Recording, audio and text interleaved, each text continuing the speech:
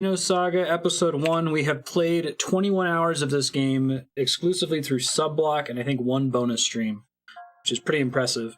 Last time we played this, I've been playing the entire game on my backwards compatible PS3 up to this point, but the last session we found a weird bug where we walked into a room in the Kukai Foundation and the main character got stuck walking in place. Very, very bizarre. Reproduced it several times after restarting. Turns out it was a PS3, PS2 compatibility issue. So that launched a huge campaign for me to get the ability to stream PS2 games in high quality, and that's currently what we're doing. I am using the original PS2. I've transferred my save off of the PS3. We shouldn't run into any more compatibility glitches, and the game should look pretty good for the most part.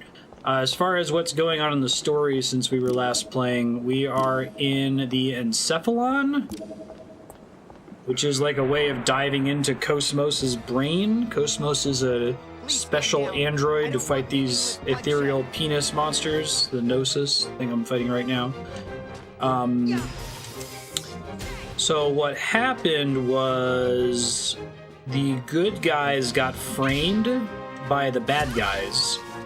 And the only way to prove that we were framed is to get some recording data out of Cosmos' black box, where she's the badass penis monster slaying android. And in order to do that, we have to dive into her memories. We're currently in her memories of this really bad invasion thing that happened on the planet Milsha a long time ago. So we're in a simulation right now. We're not in the real world at the moment. Nice, Yukipo. What you saving for? Hey, how's it going, Andrea? Twitch no longer blocked hype, indeed.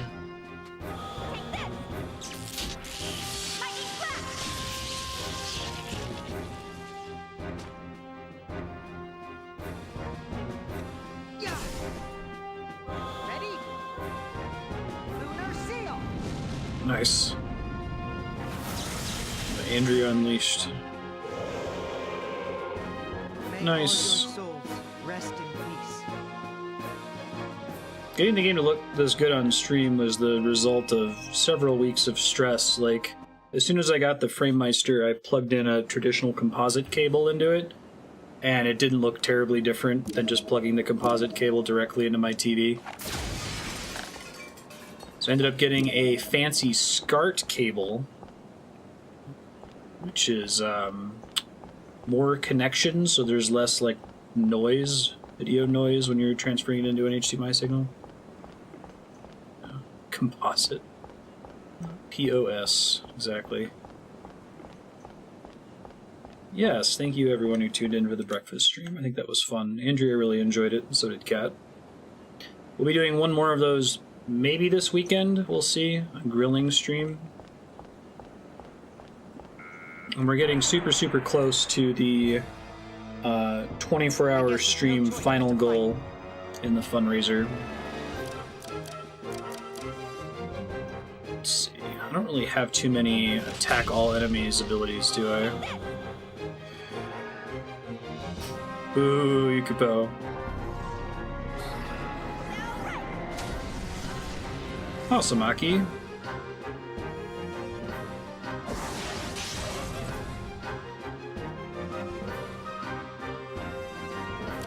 Yeah, I know, right? It's a pretty niche thing to want, Chaos. I'm tempted to try to go through and get SCART cables for most of the consoles I'd ever have to worry about streaming. There's only a small cross-section of consoles that are difficult to emulate, but which also don't have HDMI outs. It's like PS2, Saturn... Oh, Shion's super dead, isn't she? I'm sorry, everyone. Womp womp.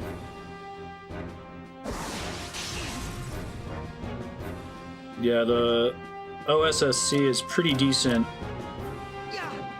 Has some issues, though. Alright, Ham.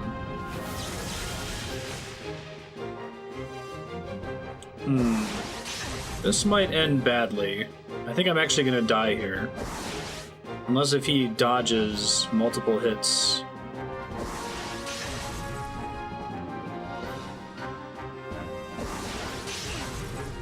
don't really have a lot of abilities that target all enemies. Oh, nope. Well, I'm sorry. welcome back to Xenosaga. Load back up, and we won't fight that first enemy this time.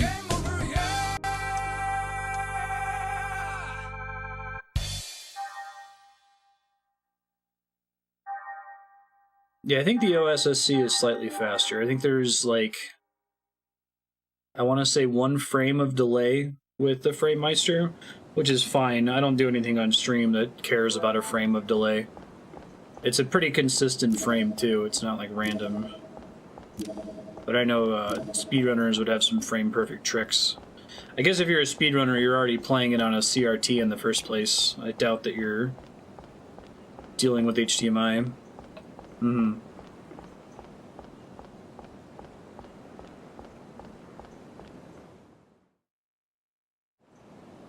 I'm not sure, really. I mean, I guess some enthusiasts really want to play the game as it originally looked on a CRT television without having to actually have a CRT. So, kind of the audience I see for it. Okay, here we go. 2 bugbears, I can hold that.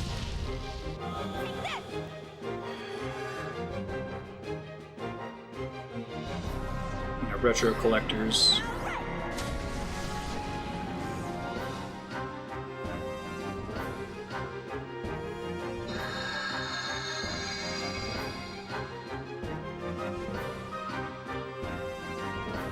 Yeah, the price tag is pretty high. This thing's like $400. I saved up stream money for a while to be able to get it. I didn't really have a compelling need for it until this game had the PS3 bug, and then Ratchet & Clank only ran at like 15 frames per second or something. So I guess if I only ever use it for PS2 games, that should be pretty good. There are very few expensive, awesome PS2 games. It's like, they're either awesome enough that somebody made a HD port of them on the PS3 or PS4, or they're obscure enough that they probably only cost like $20 on Amazon. There's just a couple exceptions, like one of the dot hack games is really, really expensive. It might only be new though. May all your souls rest in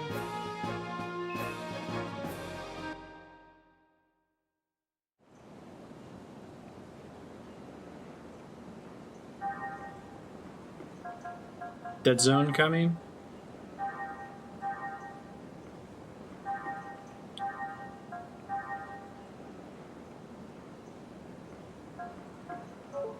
Oh, the Suikoden PS2 games are expensive? I knew that the PS1 games were expensive, but they're not so bad to emulate.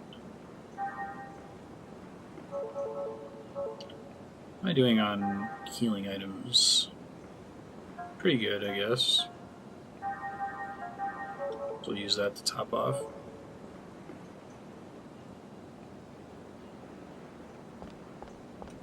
Yeah, I was talking about that. There's games that are old enough to be hard to find but are badly emulated. Generally that's like the PS2. As far as I know, PS2 emulation is still pretty bad. Sega Saturn emulation is horrible. You pretty much have to play on original console. Fortunately, there are very few Saturn games that are good enough that didn't get ported to other systems. Sky Corvus is talking about shipping me his physical Sega Saturn and SCART cable whenever we get around to Panzer Dragoon Saga and it wins the vote.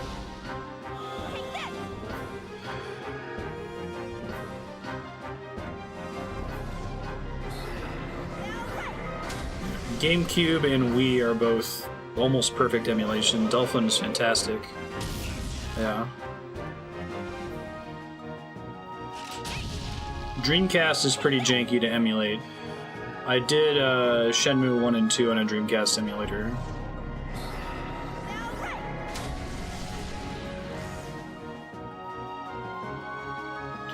I think every Xbox game that matters is on Xbox One now. Original Xbox game. Is that right? I'd like there to be a good port of Jade Empire, because the PC version is horrific. We still have a long ways to go. Eternal darkness with all its fourth wall shenanigans. Angel blow. What does that do?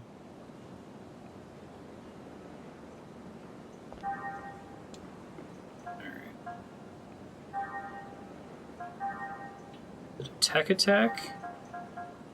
It is a tech attack. Pro. Oh, it has to replace Lunar Seal, though. I don't know how I feel about that. Lunar Seal is, like, really good. See if I have any tech points to level stuff up here. Not enough for what I want to do.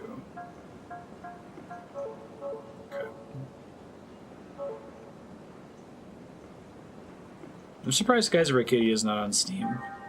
I wonder if Octopath selling so well is going to tip off any devs to port more of their JRPGs.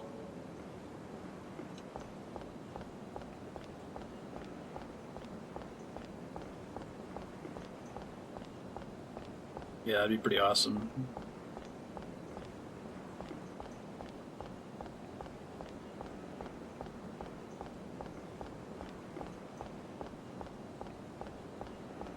Right, it's a publisher thing.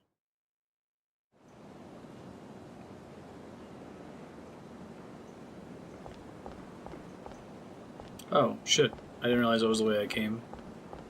Angel Blow sounds like top-notch cocaine. Yeah. Oh, I didn't mean to respawn all these enemies. That's okay. I guess if I level up a little bit more, I'll reduce the chance of getting into a group of 20 kobolds and dying, and there are the kobolds I was just talking about. Well, shit. We're screwed. X is cancel and circle is confirmed. Japan style in this game. I don't have any consumables that hit all enemies. Wonder if it's still correct to kill the bugbear first, or if I should try to burn down the kobolds. Should be able to kill them fairly quickly. Take decent damage. Decent physical damage. Ooh, that would be really bad, Aki. I hope that doesn't happen. Oops, wrong target.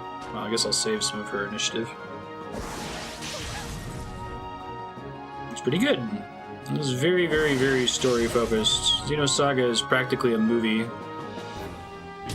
We've definitely had sessions with like 40 to 60-minute cutscenes. But it's really good sci-fi.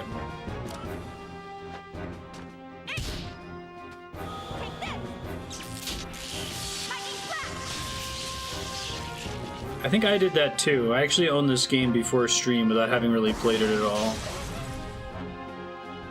Can I get a chance to heal her? Oh, nope, Shion's dead again. Well, I'm flashing back to something that happened recently. And Xian wasn't even able to kill that one kobold on her turn. I haven't really made any progress, so saving doesn't matter. I haven't reached the save point in a while.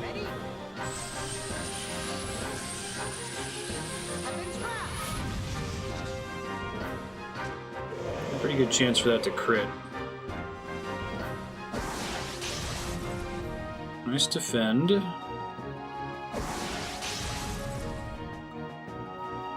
Nice, Yukibo. Hey, Namaku, how you doing? I'm gonna try to heal, but I need to kill these kobolds, because I don't think my healing can outpace their damage. I'm doing alright.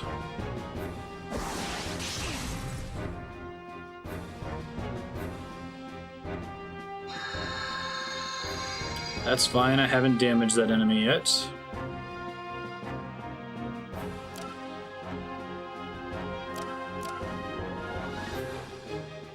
Hahaha, nice, this name.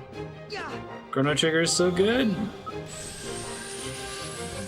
It might be the best JRPG. Not that other ones aren't also very good, but just in terms of the content length, the significance of the side content, the balance of the combat system. So use your regular med kit here.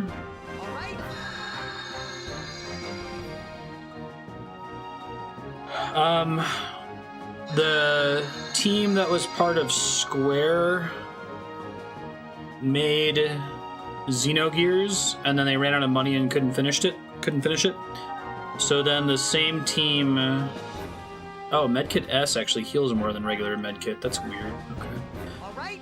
The same team, after getting cut from Square, decided to make a 6-part Xenosaga series, and they ran out of money in episode 3 and had to finish the story early.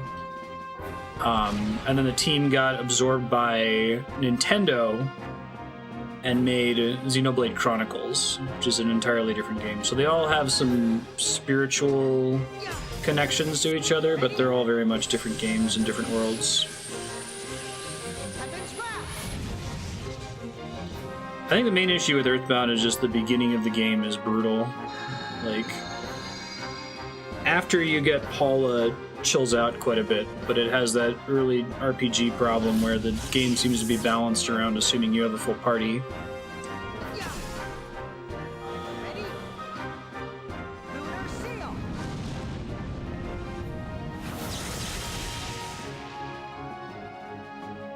Seven's too easy, I think.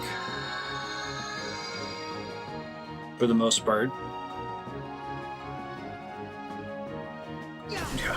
Monolith Soft has a hard time scaling their ambitions down. Seal. Monolith is the dungeon master that has this grand plan of like Everyone, we still have 20 one ways to go. 20 episodes of a campaign, and so he starts the adventure fighting tavern rats in the basement and never actually gets to the dragon that he has planned at the end.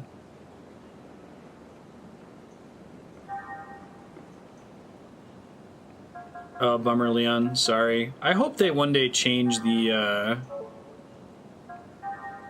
sub count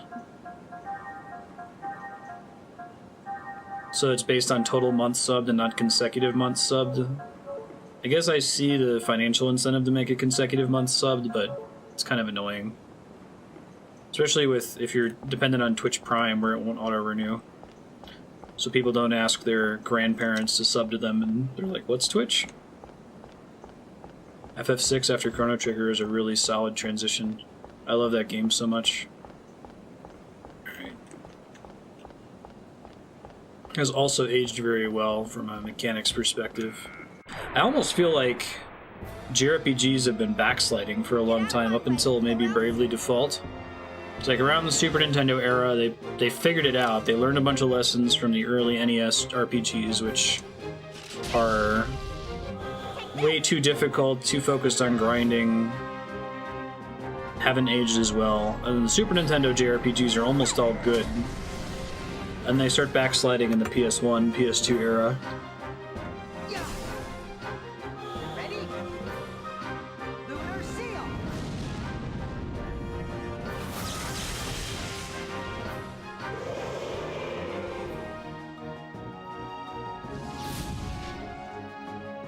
Looks like you kept your badge though, Leon. That's good. Ready? Lunar seal. Great Glacier. If I'm playing a session, I hit the Great Glacier, that session's over. Yeah.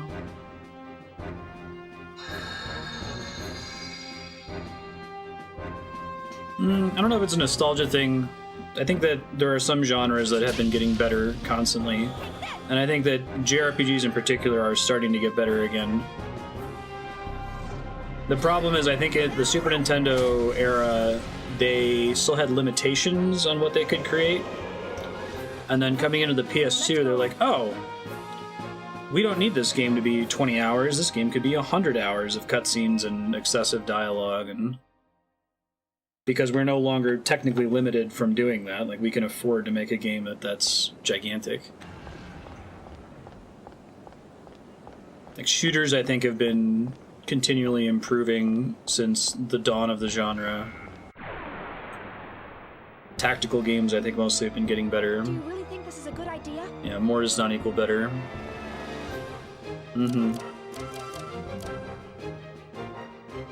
Yeah, I would agree about Call of Duty 4 kind of changing the space of shooters entirely. I think I'm gonna cast goodbye, because I don't want to fuck with these kobolds, unless if I had AoE damage to take them all out.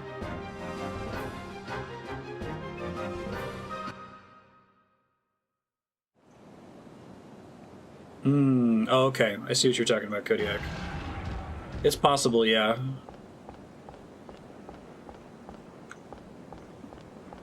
Wouldn't that be great, Yukipo? I feel like Chrono Trigger is the perfect length for an RPG. It's, what is it, like 20 hours if you do everything? It doesn't feel that short.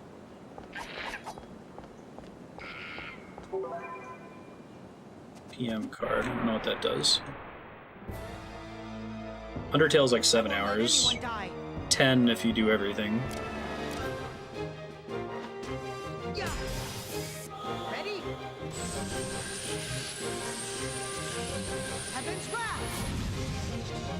It sounds like Octopath is pretty long, but it's like justifiably long.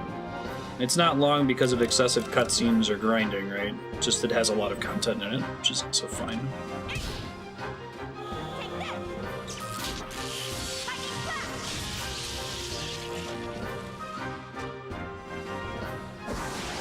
If I get to freely do what I want segment to be at least 20 hours. My priorities have shifted. When I was a kid and I was pretty poor, like if I owned a game, it had better be super long. Or even if I was renting a game, it had better be super long because I was only going to get to rent one game a week. It had better, you know, take up the entire rental time during the summer and be playing it 8 hours a day. And then some. But now I definitely prefer the concise experiences, especially if I'm paying less than $60 for the game.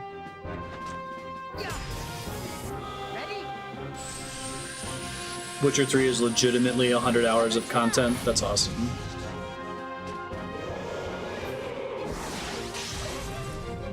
Yeah. I can agree with that, Haki. And the side content can be artificial too. Like, Final Fantasy X's Monster Arena endgame is pretty artificial side content. Is everyone okay?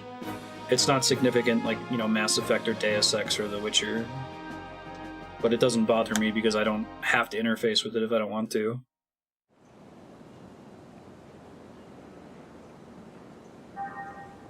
Oh, for sure, Kodiak, yeah.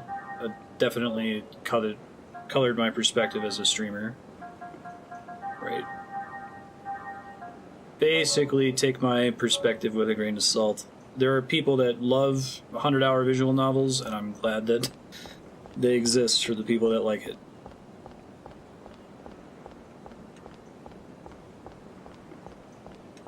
I've grown to be a quality over quantity. I'd rather have the same information conveyed in less text or voice acting or dialogue. And I don't think that that's necessarily objectively correct. Like Yukipo, I think it was Yukipo was saying, if you really like a game, you'll play it for a really long time. Is that Yukipo or is that reading somebody else? Yeah, I don't mind long RPGs if you love the game. Same here, like, if you stretched out Mass Effect, which is like one of my favorite universes, into a 200-hour game just through shitloads of dialogue and cutscenes and stuff, I probably wouldn't mind because I really like that universe and I'd love to spend more time in it. There's a lot of these Gnosis assholes, jeez.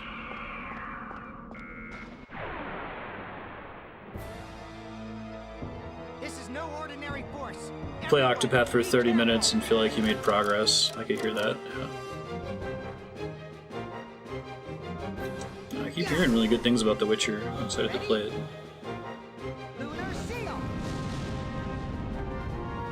That's a good point, Chaos. Very few RPGs, I feel, have that feeling.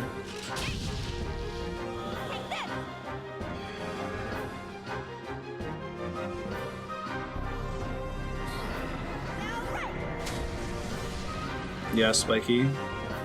You guys might get the franchise focus from the fundraiser.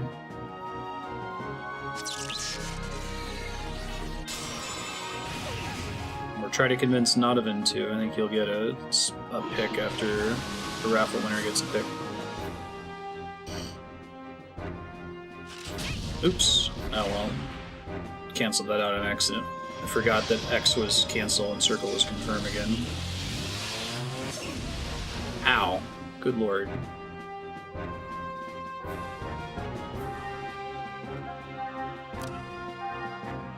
Here. I don't know if that was the right decision. I need to try to finish these off. The amount of damage they put out is way too high. Seal. I need a third party member really badly. Not necessarily, doesn't necessarily need to be someone that does a shitload of damage to all enemies, but it definitely needs to be just someone else that can absorb damage and act and take out enemies.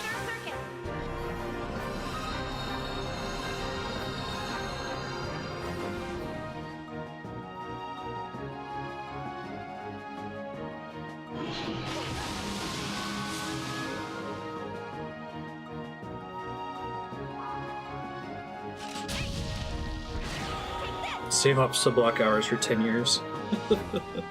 Great. Yeah. I played Suikoden 1 and 2. I think I beat Suikoden 1, got really far in 2. I'm not sure if I actually finished it, and I haven't played any of the other games after that.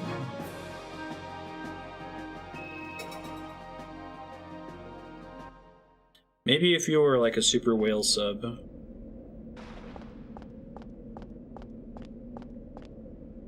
Chaos Factor is pretty close to 24 hours banked. Do you know what game you want me to play for that 24-hour stream, Chaos? When you finish unlocking it?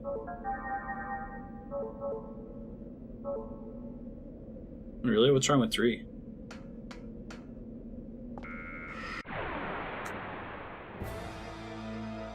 Get out of my way, or else. Larvadol. Oh shit. That's not good. That's actually extremely bad.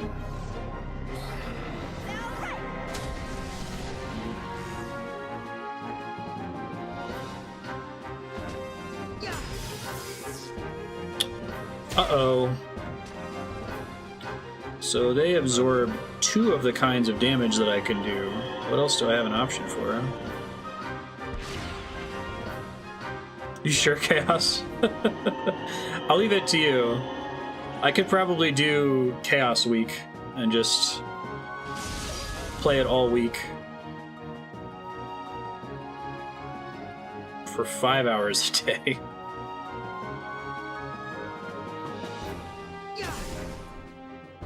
Did any of these attacks hurt them? Oh my god. I'm gonna have to run away from these things.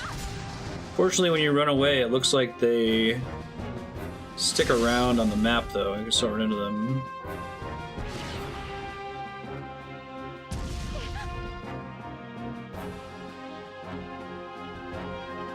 I'll do it.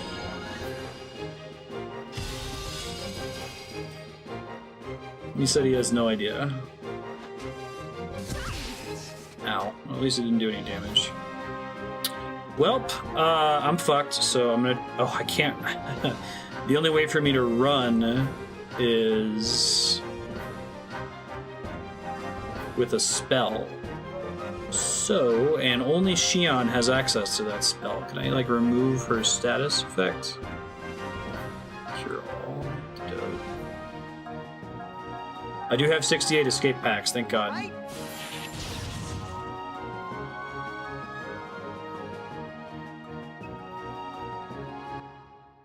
Yeah, no kidding, Yukibo, holy crap. I'm not even sure what I can use to fight those guys.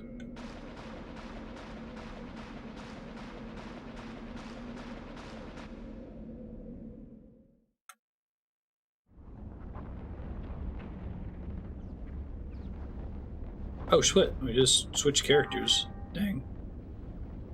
It's Junior, Momo, and Ziggurat 8. This game is one of like 3 we played on stream that are pretty clearly inspiration for the Barkley Shut Up and Jam guide and JRPG parody games.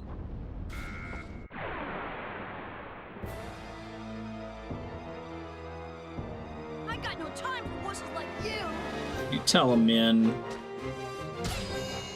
Right, she kind of sucks as a combatant. I'm gonna save her for heals.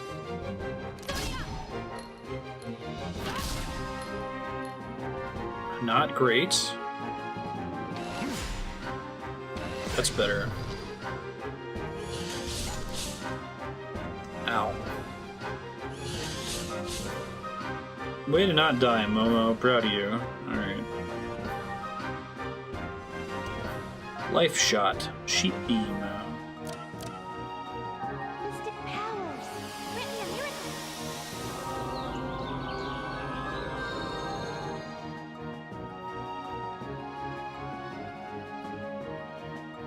Prelude to battle. Take this. Prelude to battle. Alright, that was marginally better.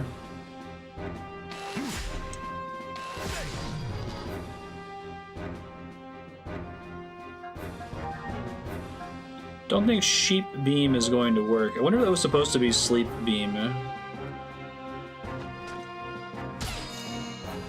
Roll20's raised an RPG is completely integrated with their system at the beginning. Hey! That's what I've been talking about. Can you tag me in Discord and post a link to it? Fantastic.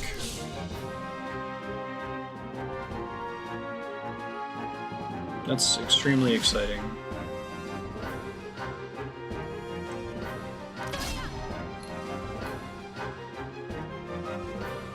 Sheep Beam's better than Sleep Beam. Flower Storm, because that makes sense. She actually hits them pretty well. It's comparable to Ziggurat 8.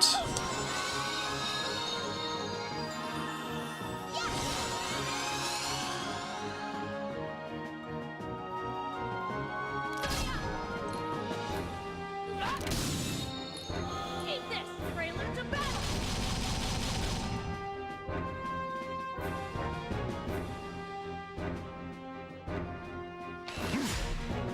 This game has that interesting pacing where it alternates between like long stretches without dialogue and then hour-long cutscenes. Don't take it too hard. You didn't stand a chance. It's like the Persona pacing. And we're getting some level ups all in the while, so it's not so bad to fight all these dudes. Wish I had a sneak spell.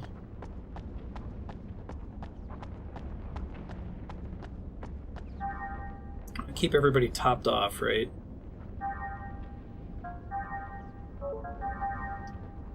Seems like we can get in pretty big trouble in this area for not being topped off. So I get an opportunity, I'm gonna try to buy a bunch of more healing items.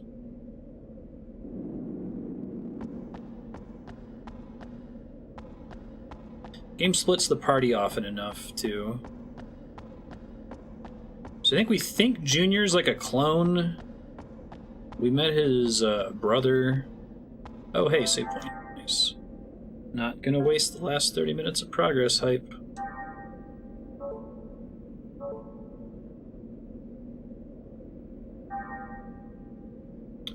I've been sneaking around, been doing a for fun 100% quests playthrough of Dark Souls 3 in the mornings when I'm not busy. And I've been playing a mage for the first time in that series. I almost always go physical. And it's pretty fun casting Sneak and Hidden Body to just sneak around all the enemies. Sneak percent.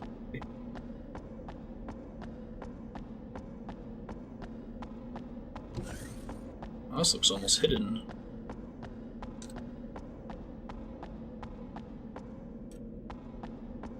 Definitely feels hidden. Is there like a chest in here? Welcome to mash the circle button o'clock, right? Shion has the thing that lets me blow shit up. We are still in a simulation. We are not in the real world. Oh, wow. So you find those segment addresses and they let you open other hidden doors elsewhere in the game. I think that's all that's in here. Pyromancy. Oh, I do have the exploding thing. Cool. Oh, well, that would have made that easier. Now I know.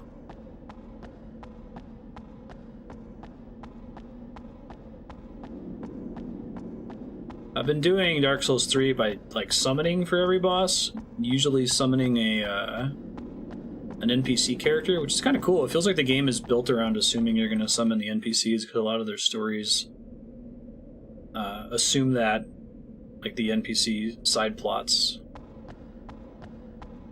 And it's also just kind of a cool source of lore. Like, oh, I wonder why this character's available to summon for this boss. It's kind of cool.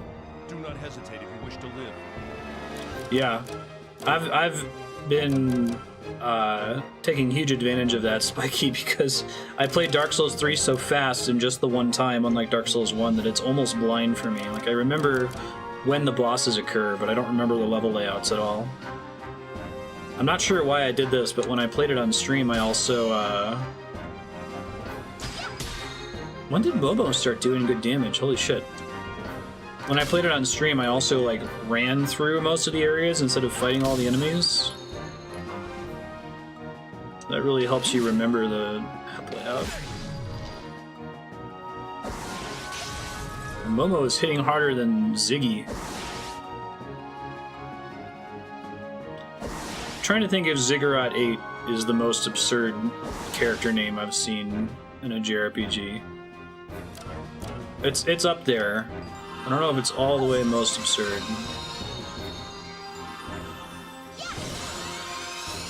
Alright, the other thing I was doing was more damage. Good to know. Oh, Junior actually hits them pretty hard. I think this party is actually weaker than Xion and Chaos with a lowercase c, but the fact that there are 3 party members makes a huge difference. Yep, Chaos with a lowercase c. It's pretty silly. Duck. Ow. Please don't also hit Momo. That's what I asked you not to do. Good dodge. Well done.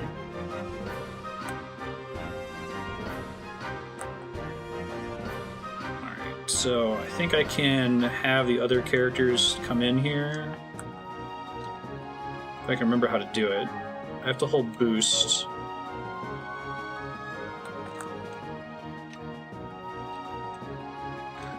Shoot.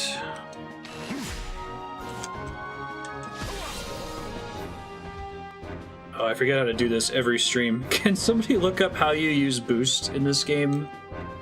It's like you hold R1 and then I think you have to press square, triangle, and circle, but I think there's something else you have to do. Your boost gauge has to be full as part of it. So Momo and Junior should both be able to. I just don't remember the input. Boost lets you take a turn in between turns. Oh wait, maybe now I can do it. There we go, never mind, I forgot it. I guess it has to be in part of the combo. Keeps the enemy from getting to act, I guess. Take this, prelude to battle. Yeah, let's just hear the dialogue. Hey Chaos, it's Chaos. Sayonara, baby. Some of the names in Nier Automata are pretty goofy. I wonder what that Kobold Blade does. I haven't looked at it. Sick. Top everybody off and check.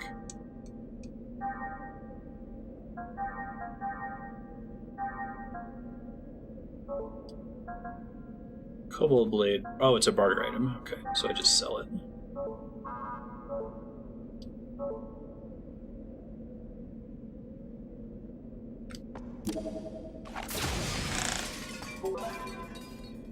Frame repair. Yeah, Kojima's names are pretty ridiculous. It's not Fox Die. It's Fox Alive. What? No. Bad.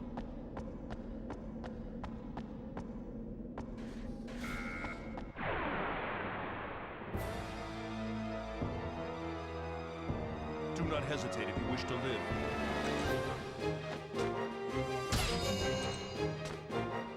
I need to remember what skills to use on these enemies.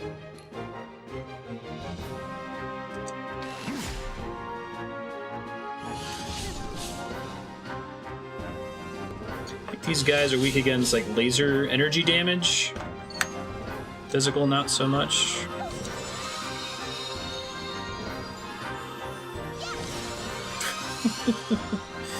Momo is an absurd character. Moonlit Serenade. That's pretty good. I should be using that earlier, I guess. That's where it's at. Let's go. Get that lightning fist. Ashley Riot.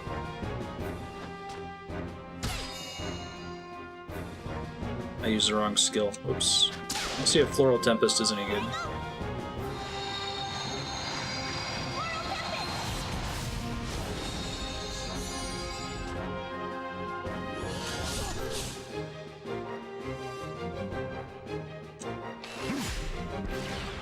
Alright. Oh, wait, never mind. I had a chance to boost Junior, but I didn't do it. Melody Ray? Yeah, that's right.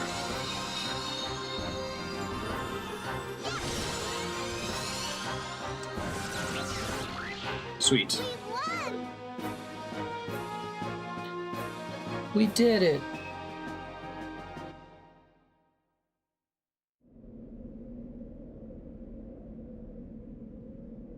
Dingo Egret? Is that Zone of the Enders? That's funny.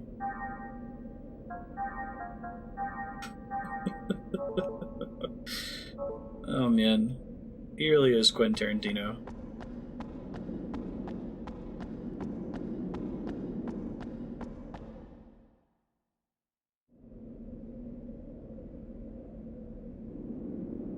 They're close in a lot of ways if you think about it. Like, Quentin Tarantino has this weird fascination with, like, ethnicity. He always makes a point of, like, calling it out for his characters. The Ren Ishii being half Japanese, half Chinese because Lucy Liu was, and the weird subplot with the girl from New Zealand in was it Hateful Eight? Kojima does that too. How do I get over to there? Climb down this and then move over to it. It's peace in Australian. Great. Show me what a true battle's like, huh? Alright. I think these guys were square attacks. Yeah, that's a ticket. Kojima came about the Great Emu War. It actually came up as a trivia question recently, so I happen to know what you're talking about.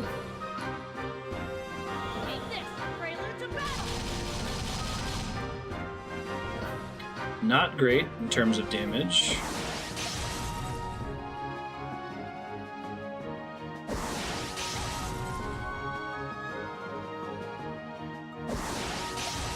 Only hope for a 10-hour cutscene after the emus win. Alright, so I want to save some resources. I need 6 AP, which I think I'll get if I attack once. I think that attack hits everybody. Bye, Momo. There's a chance she would dodge. And now we're gonna game over. They went after the emus with, like, machine guns, and they lost, didn't they?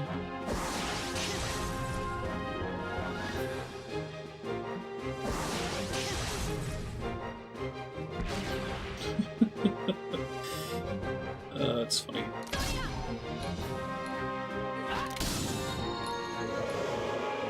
It's a meme on Reddit. The other interesting one, I mentioned this the other day from the war trivia I went to, which we bombed, by the way, Six Gun. It would have been great to have you there.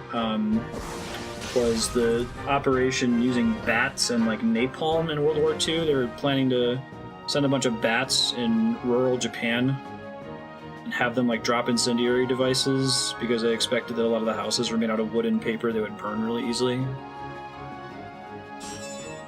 Please kill all the little... No, it's not enough damage to kill him. Shit.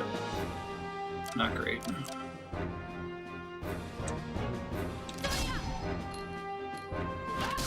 Yeah, right, true.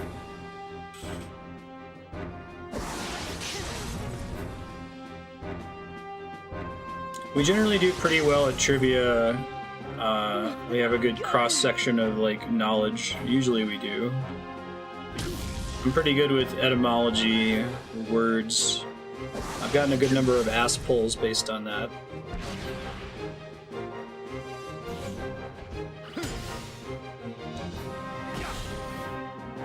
But you give me geography or history and I'm boned.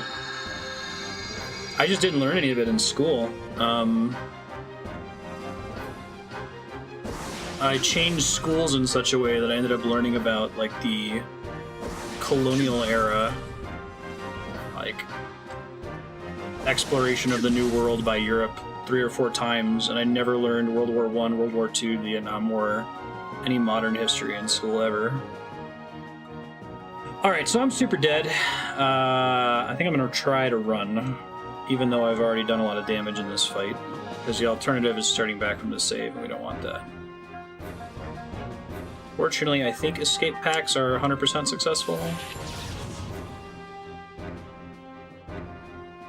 Thank God. Oh, I still got XP for the enemies I killed before I ran away?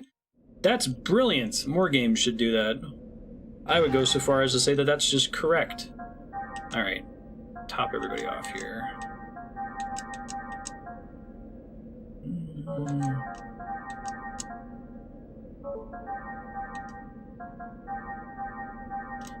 Thanks, game, for being kind. Yeah, most of the stuff I know about history I've learned after school, some of my own Googling, wiki binges. I'm gonna do my best. Alright, let's try this again. Let's suck less this time. She could target multiple enemies with that.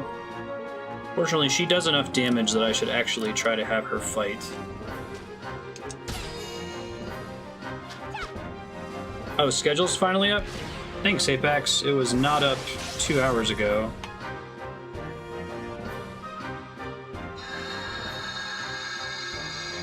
Scared me when you said Thursday, Apex. Oof. I refreshed it this morning. Yeah, mine's not loading. The motherfucker heals all of them. Yuck. Alright. So I can at least try to burn one down. I should probably run again. I think I'm screwed. I gotta get lucky with my initial hits, and the boss enemy can't proc a heal. If he does, we should just roll.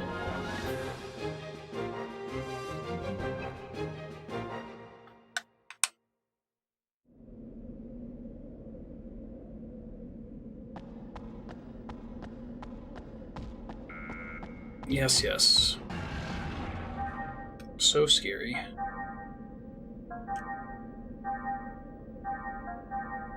How many ether points do they have? Can I learn new shit, maybe? Let's see, what does this evolve into? Not enough. 78, okay, so no. Psycho Arm increases physical attack. Revive when female character is behind. Talk about flavorful abilities. Ooh, recharge, I think, is only him. Can't use it yet, though.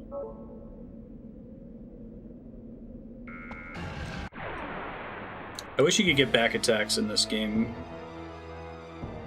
Well, I guess I'm gonna get some exercise after all. Alright, let's try to burn down the main penis monster first this time. So he can't heal all the kobolds. Should be able to do that without too much trouble. Wrong choice. But I think Junior's damage is all physical. So I can't do much better than that anyway. The one time I beat these guys, Momo dodged like every attack.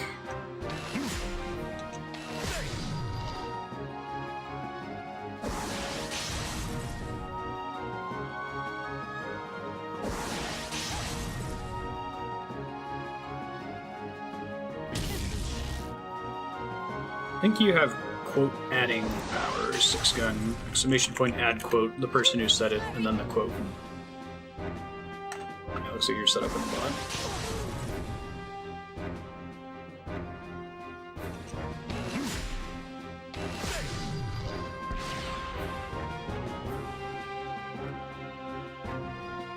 So he's about to boost me, so I need to kill him now.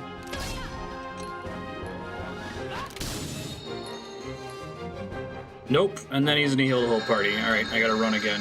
Man, this is not going hot. I'm trying to get to an item that's up here. Can I boost to get to go before they go? Yeah, let's do that. At least I have 65 escape pads. Add quote. Otherwise it's the same 6-gun.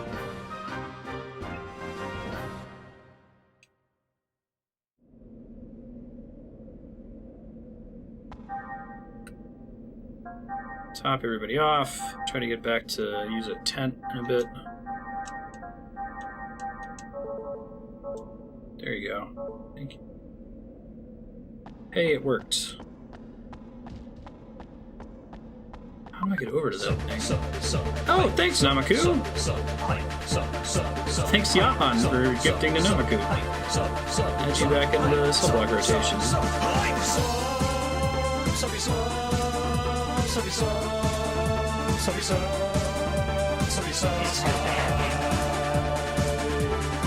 You're super awesome.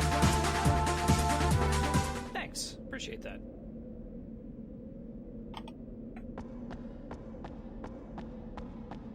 Alright, they tube their own site, huh? Is there a way for me to get up there? Kill this enemy, I could take the time to look. I just don't have the tools to do it. Maybe if I move Momo into the back row. She should be in the back row anyway. Oops.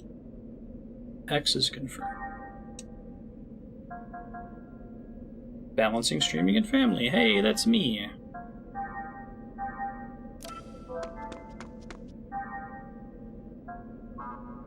I can't replace anybody.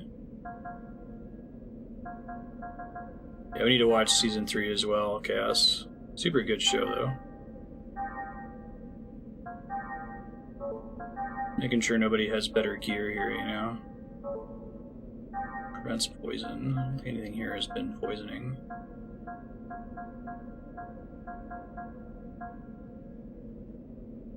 I think I want the scope, actually.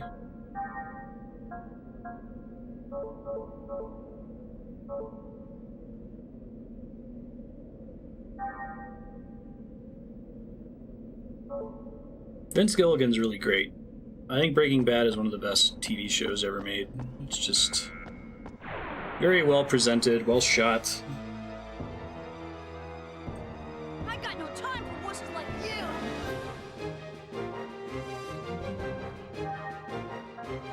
Let's see if I can cheap beam some of these guys. Grant me a miracle.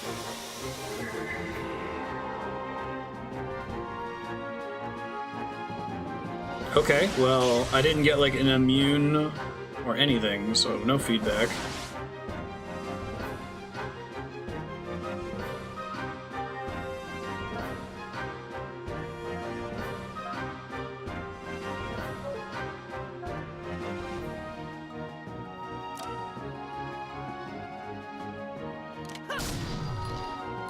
Hey, this. I love Bob Odenkirk. He's in Incredibles 2. Alright, good. Prelude to Battle's enough to one-shot a kobold with him, so try to keep that in mind.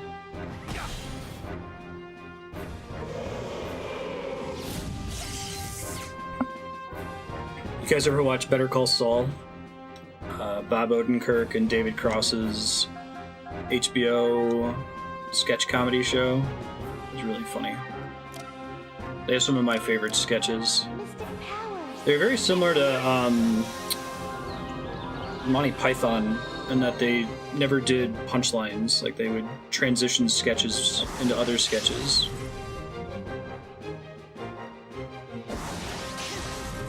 I love Mr. Show.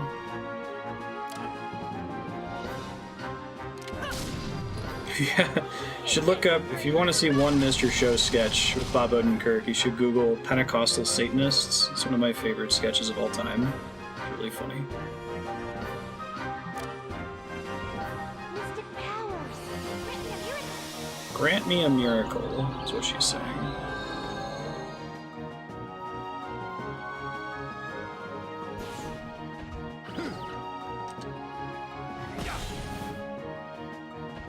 I think Monty Python, Mr. Show, Kids in the Hall, Key and Peele. Whitest Kids You Know is pretty funny, but I feel like they're a lot more hit and miss. Key and Peele is really good too, but their problem is they don't know when to end a sketch. They didn't like take that lesson from Monty Python or Mr. Show and just end it when it stopped being funny.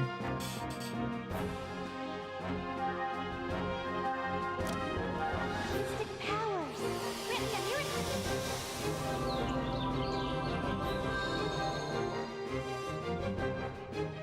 Grant me a miracle. Alright, it took us, what, 6 attempts to finally beat this encounter, but we're about to win now, finally. So that's exciting. I had to move Momo into the back row and start using... I don't think that was as significant a change. I think the big change was having Junior use his combo that one-shots the kobolds. Let's see if it crits.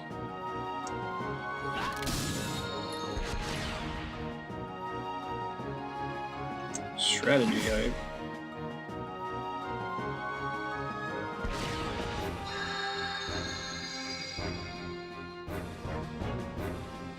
Yeah, right. Their best sketches are really great. Whereas, like, there isn't really such a thing as a bad Monty Python skit. Because there are high points.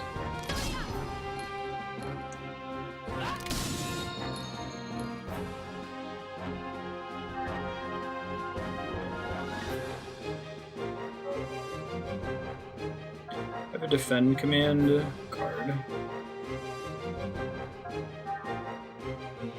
I'm sure that guarding strategy is going to be very effective Take this. Prelude to battle. against the giant double-armed penis monster. Cover your face. Let's go. They basically split my party in the least efficient possible way. I have my 2 heavy single target damage dealers in one party, and my tankier characters that are better at taking out groups of enemies in a separate party. So this particular enemy is no big deal. Let's go ahead and proc. Oh, only he gets to boost once he uses it, I see. Yeah, I'll have to look at it tonight. I'm gonna go over it with Kat and Jaden and see what they want to go to.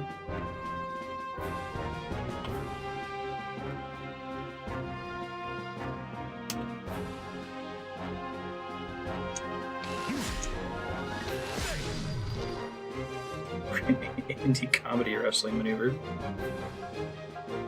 Just gonna move her forward after that, right? Take this. Prelude to battle. It's pretty awesome, Chaos. I recommend it. We'll probably be live blogging most of the experience in Discord. Asked both Jaden and Kat to do that as much as possible. Thank everybody for their financial support in getting out there. I'm trying to make sure I can out-damage his self-heal. He heals himself for 240. Lodging is the worst part, absolutely. Take this.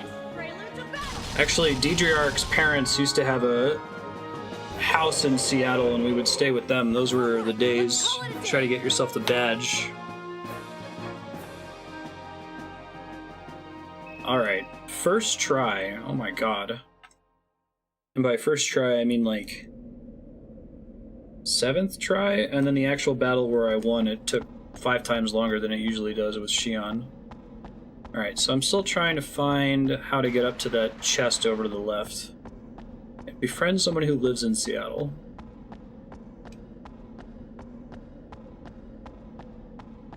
Lost Soul Aside, is that like a game to check out? Alright, looks like I don't get there from this side anyway, so... Make sure everyone's topped off before I move on here. I'm gonna have a bad time.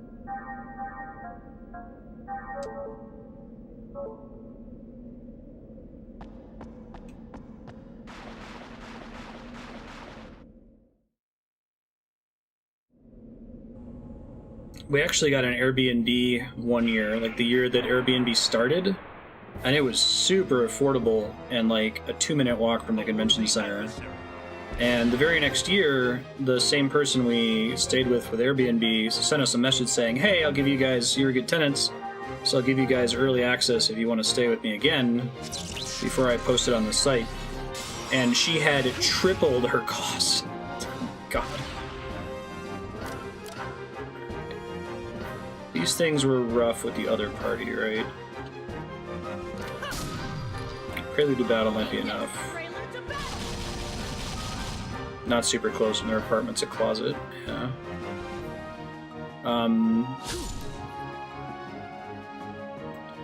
The light link rail is pretty good. We're going to be depending on it this year.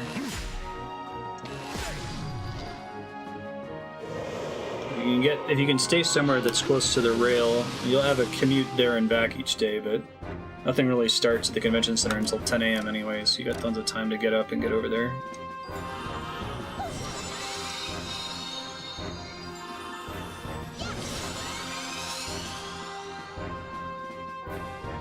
Oh, you're not like close enough to stay with them for a long weekend. Yeah, gotcha. Public transit's pretty great.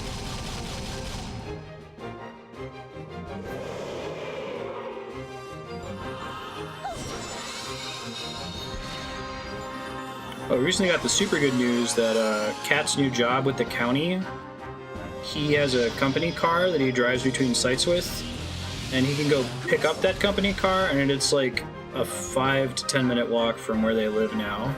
So both Kat and Donovan can walk to work, which is fantastic. Like, car trouble was not going to spell financial ruin for them. That's been my life, basically my whole life, until I started saving a bunch of money and not having a family to worry about. Yeah, it's super awesome. It also makes it really easy for them to drop Cameron off over here. Just stop here on their walk, because I'm right on the way. Let's see. I actually didn't know that about his new job until we got back from Vegas. Also, his new job has a pension?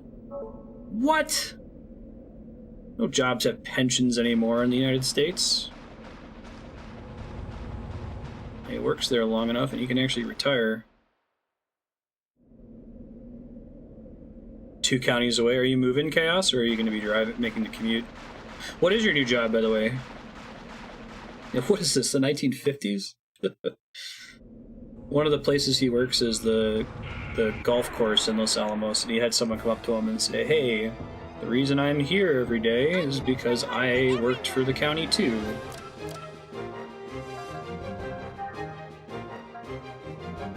Let's see. Oh, it says enemy pilots. Guess I can just have her guard. Hopefully she takes some damage. Oh, you got the coroner job? That's super cool. Congrats, man.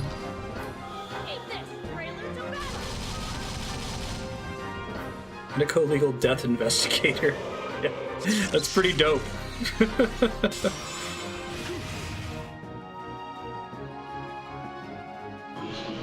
Post-death engineer. Right.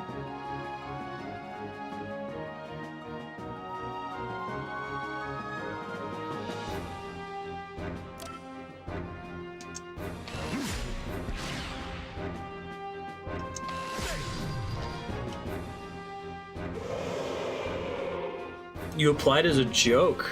I remember you talked about it on stream before, and you're like, yeah, I don't think I'm gonna get it, but that would be really cool. That's really awesome, man. Mystic powers. Grant me a miracle.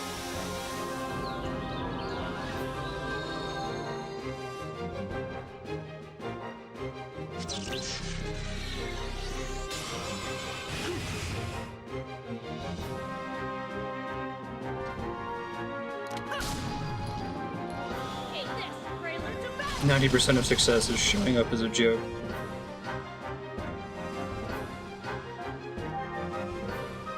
I like that when you change rows with her in mid-combat, it defaults her to the row you specified in the menu after battle. I wish more games would do that.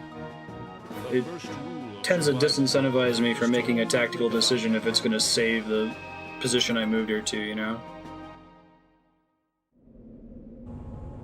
Hey, check that out. That's a description I gave them. It's pretty neat. This weekend I finalized the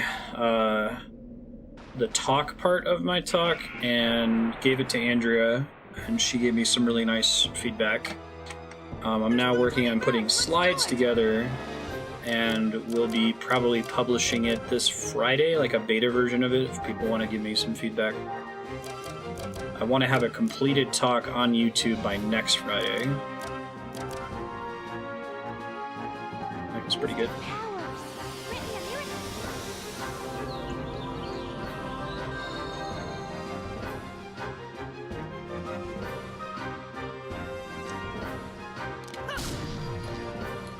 Take this, prelude to battle. Junior is a pretty ridiculous character. Beginner's Guide to Unlocking the Plot of Kingdom Hearts. Yeah, that sounds necessary. Oh, I thought that was gonna be enough to kill him. Whoops.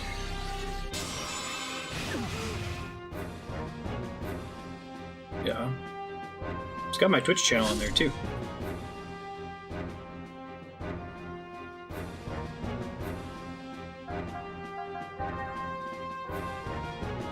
She's almost out of resources. Well, shit. I gotta find a save point and use a tent. Or a biosphere. A sci-fi tent. Someone should make a sci-fi parody JRPG and just, like, do all that. Sci-fi tent, sci-fi potion. Take this, prelude to battle. Do a Dark Souls 2, sci-fi homeward bone. I'm gonna try popping this, because it might do enough damage to kill the two side enemies. Maybe. Alright. The thing that I wanted to happen happened.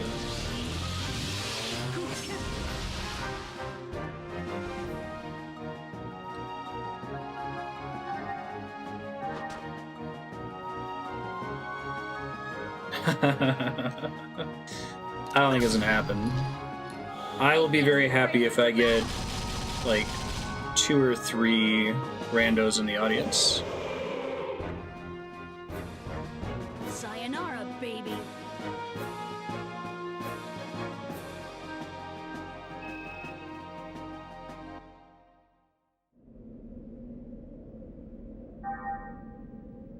I do mention, like, the paradox of the panel itself in the presentation. Like,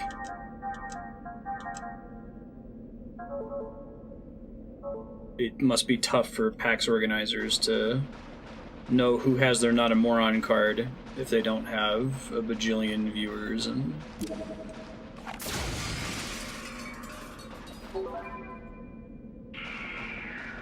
so I never use eggs in this game. The little robots you can transform into, which I feel like is kind of beside the point of the Xeno series. Like, Xeno's all about being a giant robot. But I believe the reason I don't use them is because they're bad. Like, they get destroyed. Oh, cutscene. Mute myself to... Man, you've got to be kidding. What's wrong? Oh. The UTIC Organization Central Tower. Labyrinthos. Labyrinthos?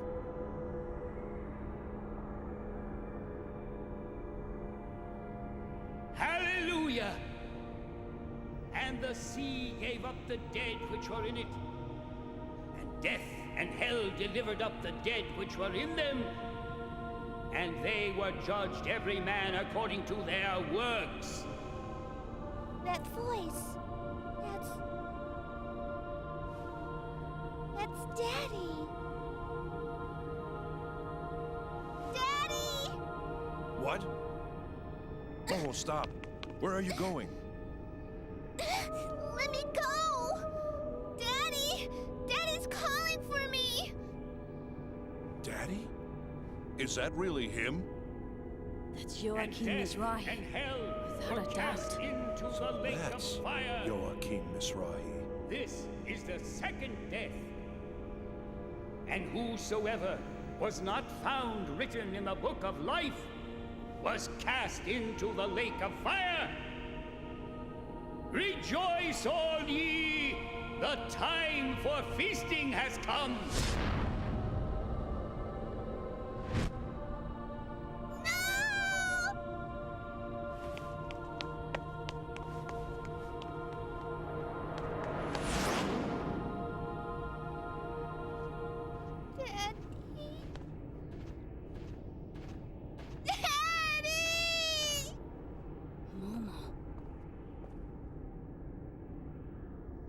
All this before me.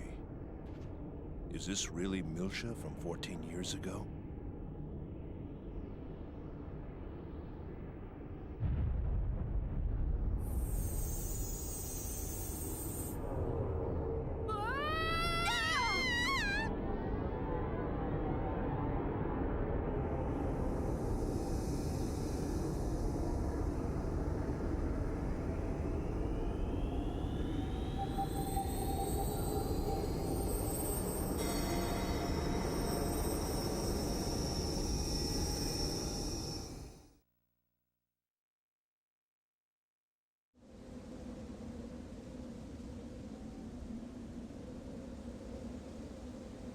Hey, dump me in a save point.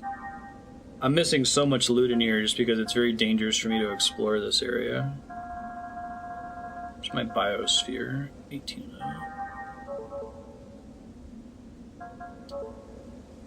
I might see if I can buy more stuff. I should have gotten a bunch of money from running around. I think you can shop at save points in this game.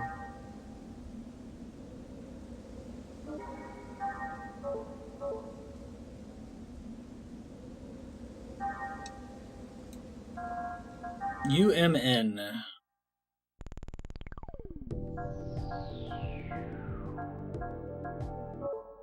Maybe not. Maybe it's only a certain kind that lets me shop. Unus Mundus Network, okay.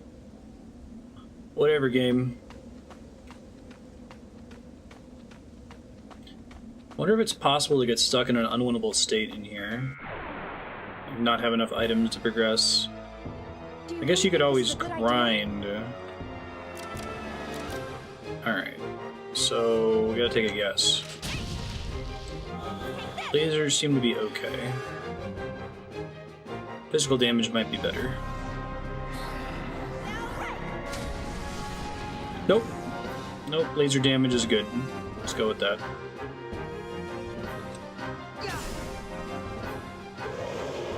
Okay.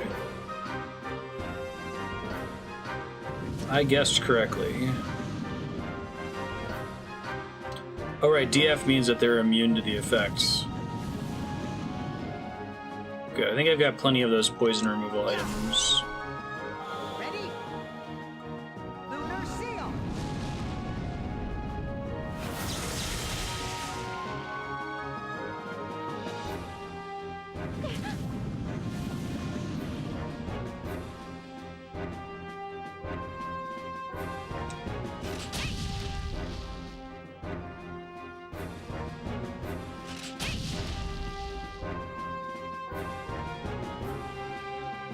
Ow.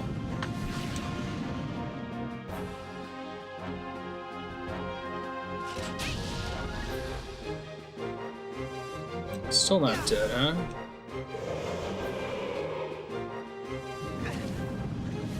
He might be poisonable. don't know if I have the thing equipped on him that gives you poison immunity.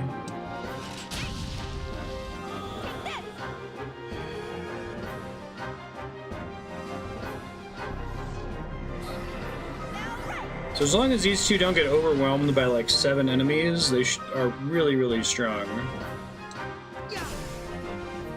Ready? Lunar seal. I was calling this the ketchup power because the little seal has these weird Greek-looking words on them, and the one on the bottom looks like it says ketchup. Come on, everyone. We still have a long ways to go. Ketchup seal. Chaos with a lowercase c.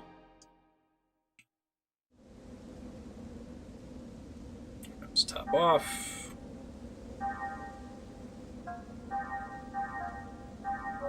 Ooh, that was a waste. Oh well. I had a shitload of them. I think I bought 99 of those, and I'm already down to like 40 of them.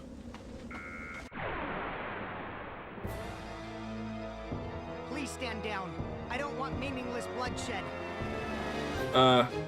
These are like weird scorpion monsters, Chaos. Get your shit together, man.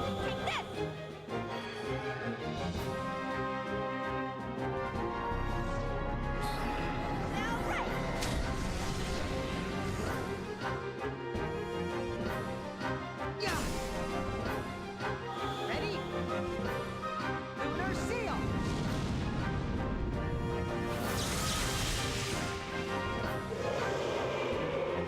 Cool.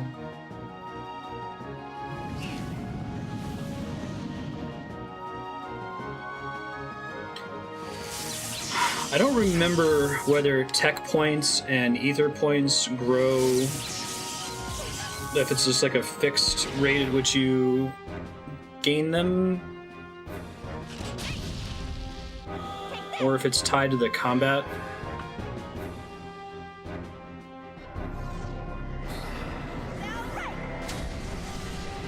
Nice crit.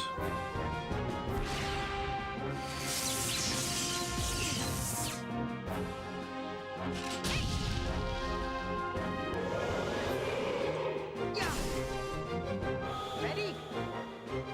Lunar seal. I do like, there's like this scrolling combat effect in the bottom right corner where like different things happen depending on what happened, what the turn is.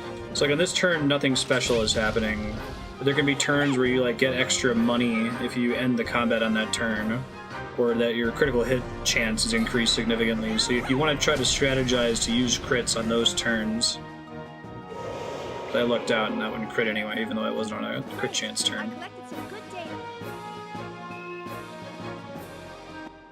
Alright. So next we are... Let's see. I don't want to stray too far from the save point. Like, as soon as I get to a map boundary, I might go back and save. Hopefully it'll save the fact that the enemies are dead. I have a feeling it's not going to do that. Would be really convenient if it did, though. Alright. Also, hopefully, like, the act of saving doesn't reset the map either.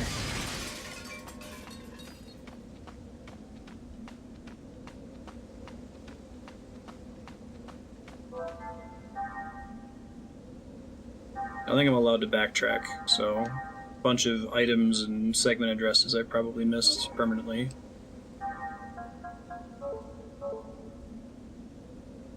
Alright, no enemies, no whammies, no whammies, no whammies. Okay. So at least I didn't respawn them now, but I bet if I loaded my save, they would both be back.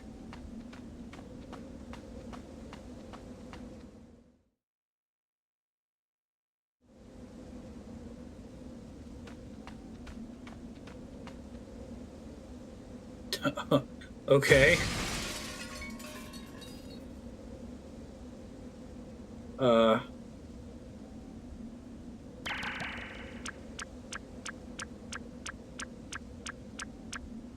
This game is fucking weird sometimes.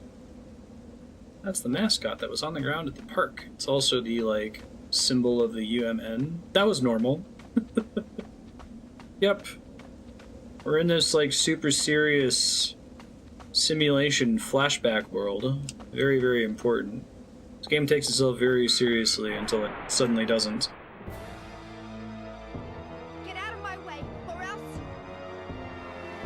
I suppose that's pretty Japanese. A lot of Japanese games are like that. Lunar seal.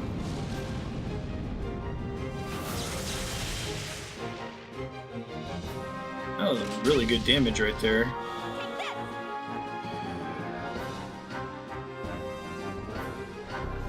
Figure out what governs how much boost she gets from an ability. Maybe there's like a boost up turn, or if you act on that turn, you get more boost for whatever you do.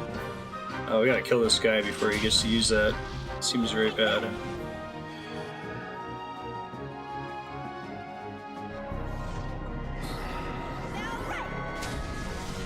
Please tell me that's enough for him to die. Phew. Who would have thought one of Miyuki's inventions would come in handy? Such a jerk to Miyuki, man. Alright, tech points. Ether points. Might take a look and see if I can upgrade any of those. Tech attacks. Shion. Use tech points. I actually can afford to do some of these. Let's see. So I can make the damage higher. I don't know if that ever caps out. Lunar seal. Cool. Alright, how about ether points?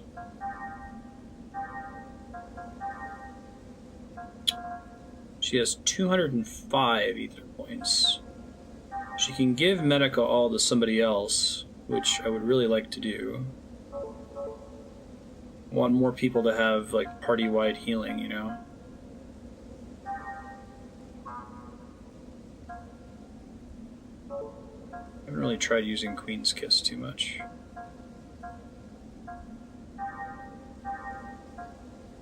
Refresh. Clear all status changes. It's probably good.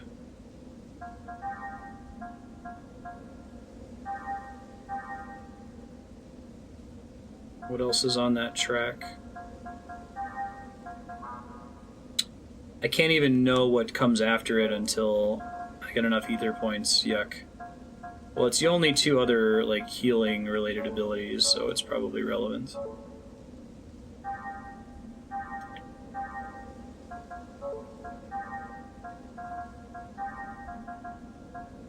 Oh, powers have weights to them. That's funny. Huh. Just boost by 1. I don't need goodbye because I already have items that can do that trivially.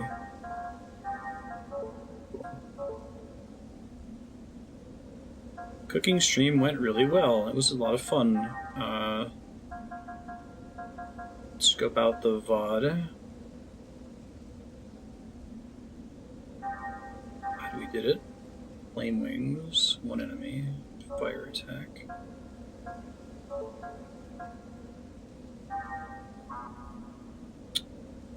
Save up a lot of points to evolve that, holy crap.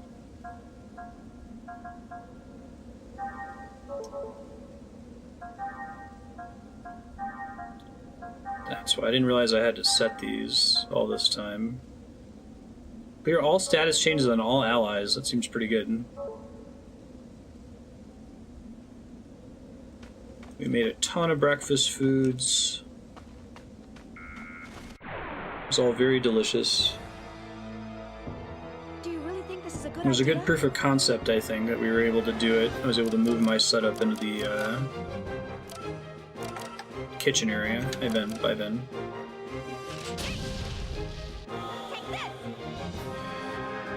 We're going to try to do a grilling stream this Saturday. I'll confirm with Kat and then add it to the official schedule.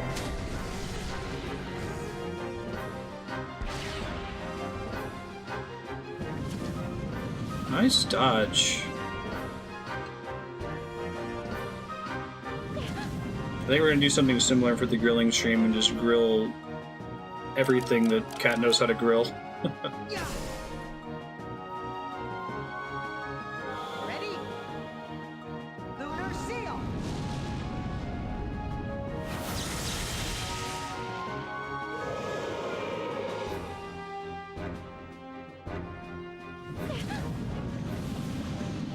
Kat's burgers, I think, are the best grilled burgers I've ever had.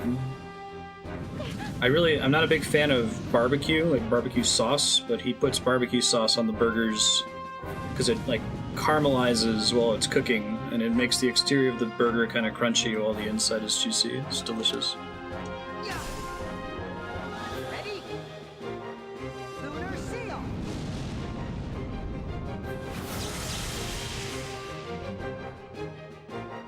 Let's see about doing shish kebabs, chicken, vegetables. I think what else we've grilled out here. Shrimp. I don't like barbecue sauce because I don't like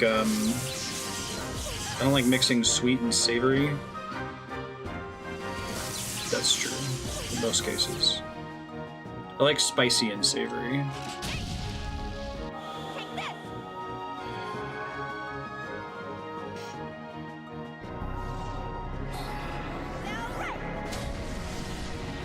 I know, right? No, I recognize that I'm wrong. I'm clearly missing out on something to not like barbecue sauce. Ready? Lunar seal.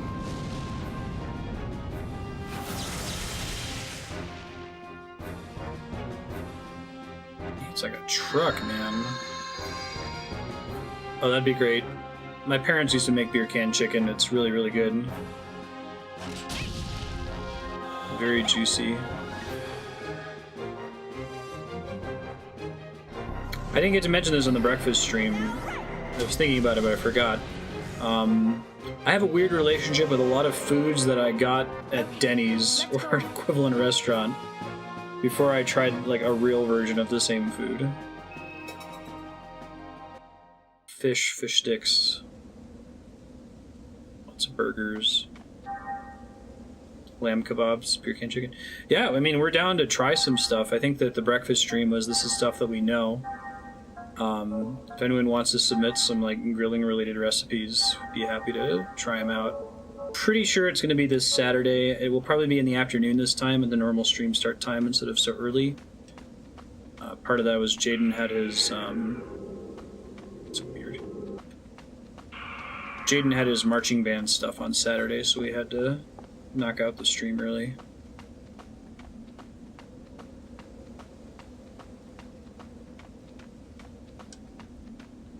Right. I think there's a lot of foods that are really good when done well and horrific if you make a half-assed Denny's style approach to it. I think poutine is one of them. Poutine is amazing. Very easy to do it wrong though. Get out of my way. or else- Mustard-based barbecue sauce? I didn't know they made mustard-based barbecue sauce. Sounds good. Ready? I really like mustard.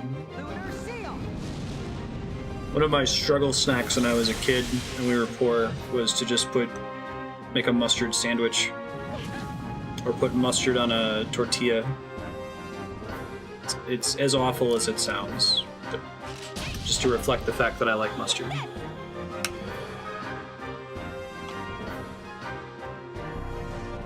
Poutine is French fries, melted cheese curds, and gravy. It is like a Canadian delicacy. It's delicious. It's extremely bad for you.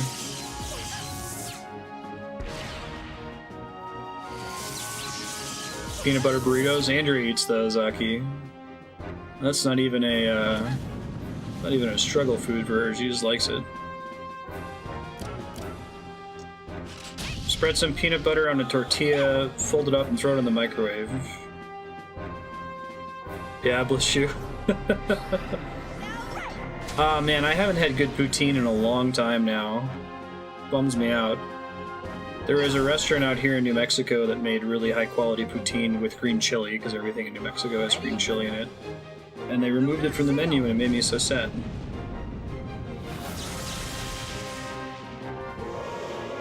Yeah, I can't get it.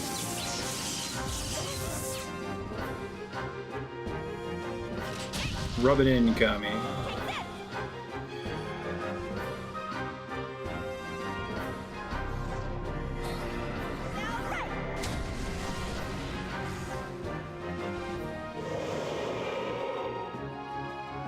Take it easy Canada is truly a wonderful land. I also miss having a Tim Hortons nearby. Tim Hortons has expanded far enough out of Canada that it was in Columbus, Ohio. There are tons of them there. There aren't any in New Mexico. Self ice cap, some Timbits. Those were the days. It's a bummer too, because like I like Tim Hortons a lot, but it's not good enough to justify like giving it a slot whenever we make a trip to Columbus. There's other things that are Columbus that I like from a food perspective that are much higher priority. Do you miss having it readily available? PB&J with tortillas.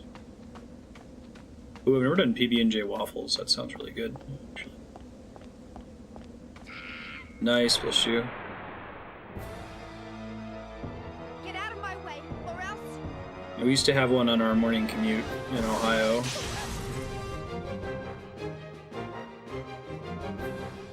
American chicken, lamb kebab, and pork chops. Sounds good. Oh wait, I think this is the wrong ability to use on them. Let's see.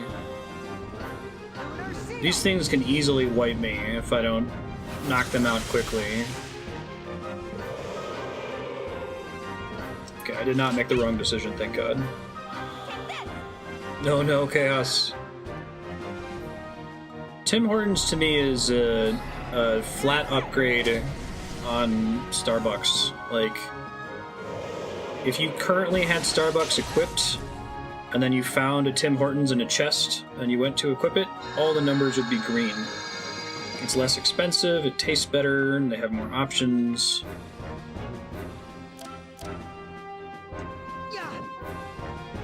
Ready? Lunar seal. It's a different institution, too. It's not like one-to-one what Starbucks is, but... Oh yeah? Why is that, Kami?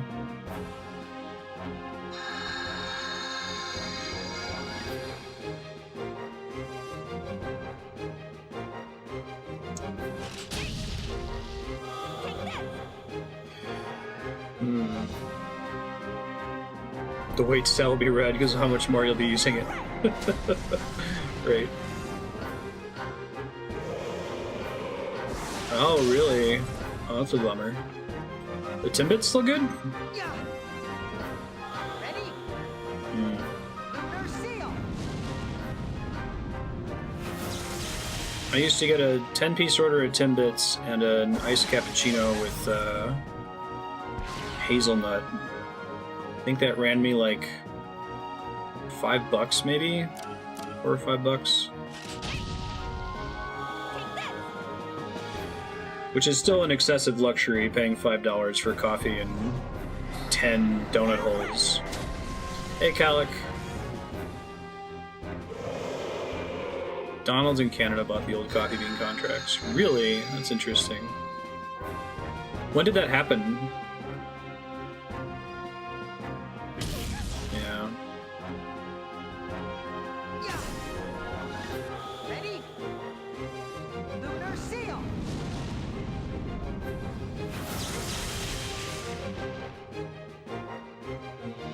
People not like 2 and 3? I was under the impression the people who liked 1 liked the sequels as well. This is on the voting spreadsheet, and this is actually for People Next 10KM's sub-block, which is why we're playing it today. It's actually been featured on about 16 hours, well, 19 hours now of sub-blocks across 3 different subscribers. So it's going to be very discounted on the voting system.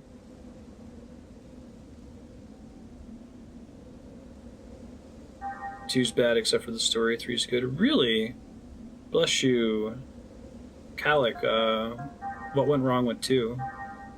Did they, like, change things they didn't need to change or something?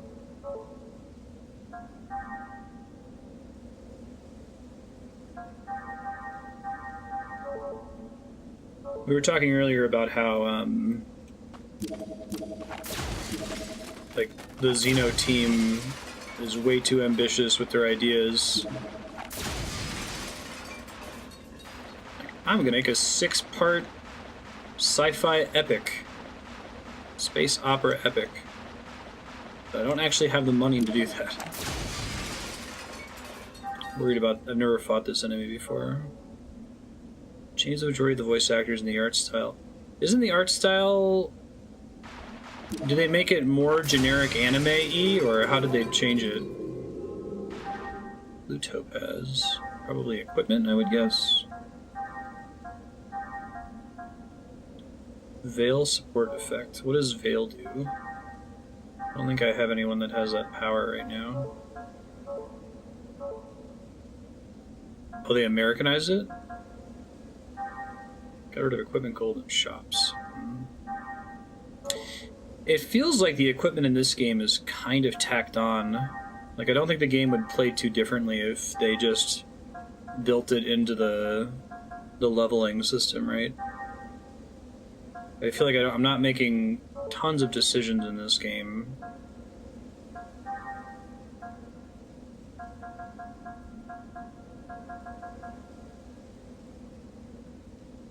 Yeah. Accessories are usually the only choice you're making.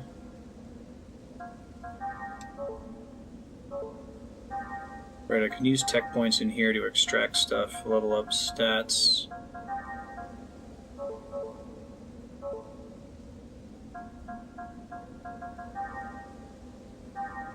Kind of a cool system, actually.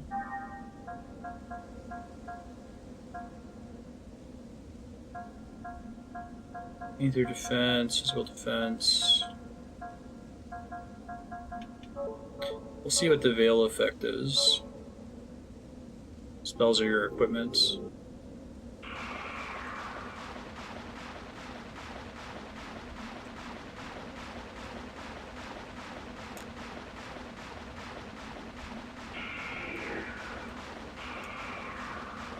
I think equipment can sometimes be an interesting... If you over streamline and over homogenize, that can be a problem sometimes too. You try and prevent the player from seeing the matrix too quickly and realizing what the whole thing degenerates to. But equipment does basically just degenerate to level up bonuses, and you could deploy it almost exactly the same way. Something that I can't damage. I think it can be exciting to find equipment. Good idea. The battle system's terrible. They changed it? Oh, this one was pretty solid. It ain't broke.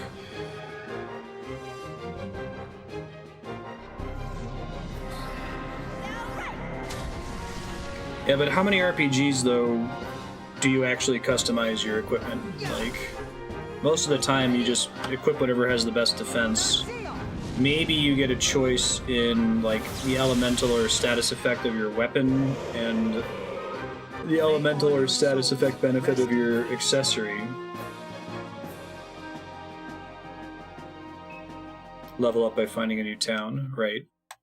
Yeah, it's like a parallel power track. All three Xenosagas have different battle systems. Interesting. I wonder why they did that internally.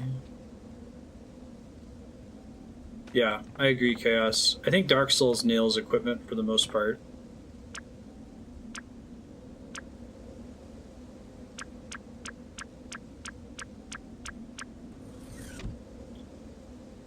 Most mundane gear, like the stats on them, is pretty irrelevant. Get out of my way. You kind of just wear it for fashion reasons. And then rings all have desirable added effects that compete with each other.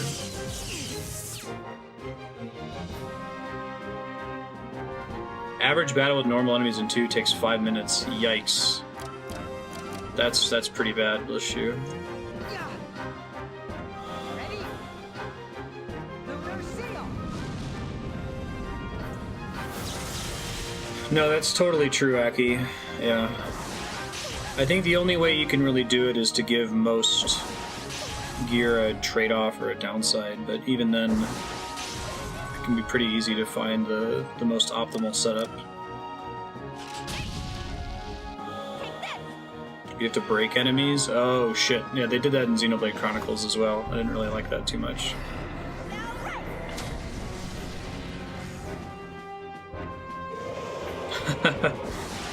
FF14 removes stats from equipment. Yeah, think I agree. How would you get the incremental status progression of like playing through patch content? That's an interesting idea. It's almost to the point where the stats don't exist on the gear. Like, I think it matters to less than 1/10 of 1% of the player population.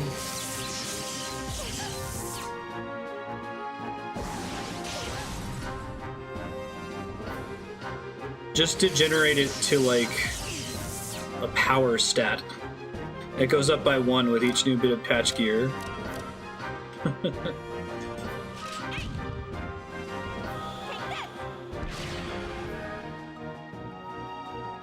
Enemies had break zones, your attacks had zones like A, B, and C, so enemies would have break zones like B, C, C, A.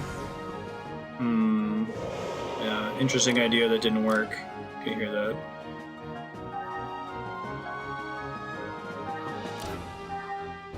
Here.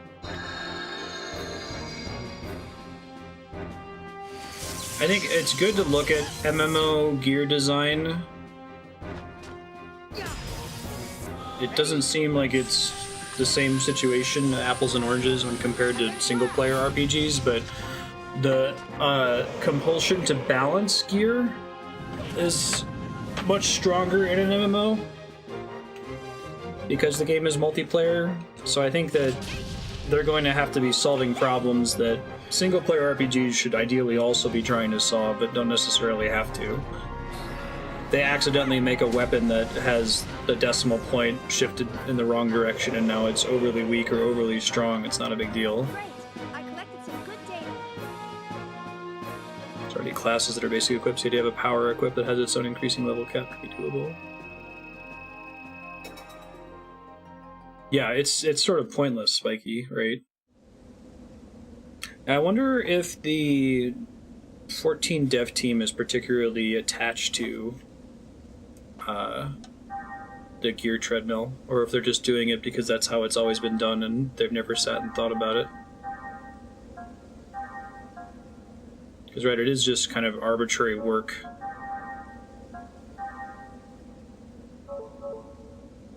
I think people would actually complain if you got rid of the gear treadmill, as silly as that is. Keeps people Lord, subbed. my souls, may you be reborn again anew. So those who don't know, Final Fantasy XIV is an MMO, and it has fairly boring gear. Gear is just stats, right? And gear is separated by eye level or item level. So you equip new gear as you level up, but when you get to the level cap, instead of continuing to gain character levels, you enhance the item level of your gear. And like, a piece of gear that's item level 320 is always going to be better than a piece of gear that's item level 310, except in some extremely niche situations that the 1/10 of 1% of players ever care about. And new gear never has interesting qualities. You don't ever have something like 10% of the time when you take damage, you heal half of it, or you have a 30% chance to shoot fireballs. It's just always your strength goes up by 2, or your armor goes up by 3. And it's a situation where there's content that's mathematically impossible to be completed with eye level 310 gear, but able to be challenged with eye level 320 gear. It's very artificial. It's a result of Final Fantasy XIV as an MMO trying to streamline its content as much as possible, which is admirable. It's part of why the game is one of the more balanced titles out there. You get that Brave Fox long stop gear.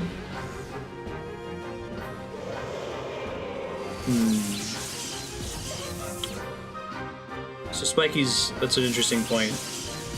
In the most difficult content is always attemptable with the starting gear.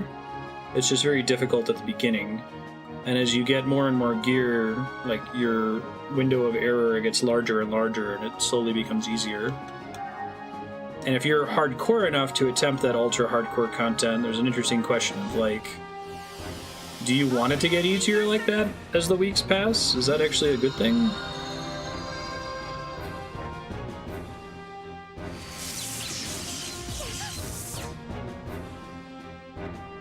Or they even gate you out of it if you don't have the appropriate eye level. It's interesting, like I said, it sounds like it's an MMO-specific problem, but I think that single-player designers should think about gear design. Think about, does my idea degenerate to something uninteresting? And is that okay? You see games that attempt to streamline, like Mass Effect 2 basically getting rid of gear after Mass Effect 1 had horrific loot spam. It was a correct decision in the case of that game. Ready? Lunar seal.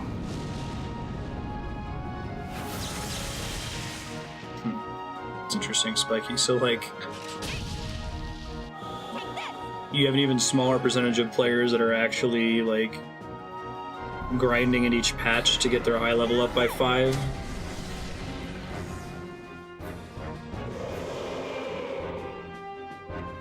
Take it easy on me. I'm not I think there's a significant amount of game design out there that is the way it is simply because it's always been done that way, and nobody's tried to do it another way. And I think that kind of extends back to the original tabletop RPGs. That if we're talking specifically about RPGs and MMORPGs, tabletop RPGs inspired early video games in a lot of ways, and there's still a lot of holdover mechanics that never really made sense. You know, Gary Gygax or somebody was coming up with it because it seemed fun.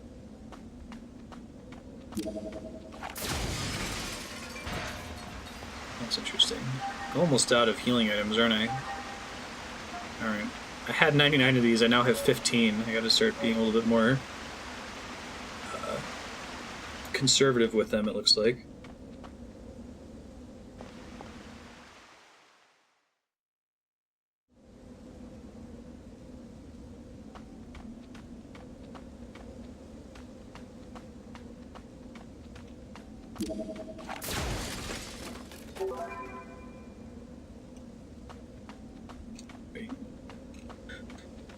Well, I think that having weapons have interesting, flavorful interactions like that is what you want at the end of the day. If you're going to have gear, then you want to do the D&D Dark Souls thing where, oh, this enemy's weak against lightning, but very resistant against magic or whatever.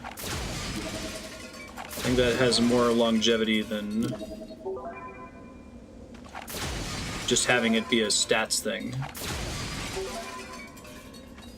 Because then you quickly start to ask the question, like, why is this even in the game, you know?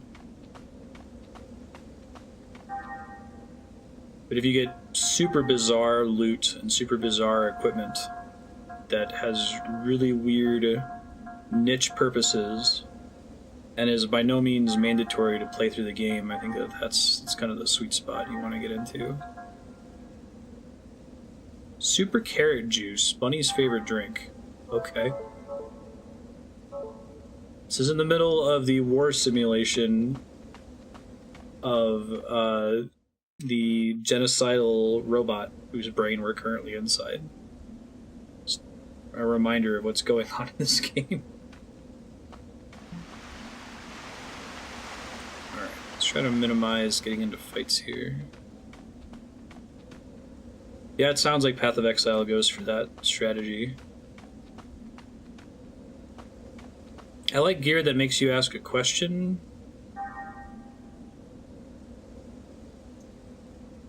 Like, huh. I wonder how I'm supposed to use this. Gonna get that developer-player handshake. Don't think so, Aki. What does it do? He's got a face on his back? What the hell is that all about? I only get 4 chances? Okay, so this is a little mini sneaking mission.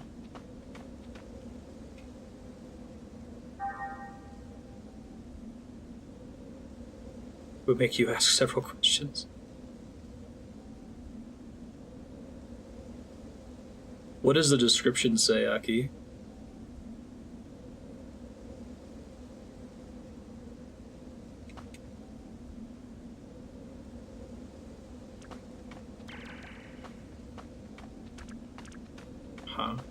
I don't know if it's possible to not be detected by him.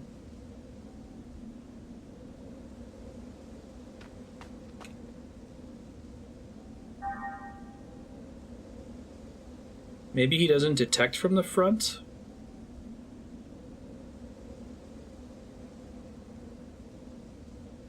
That weird face on his back is what detects you?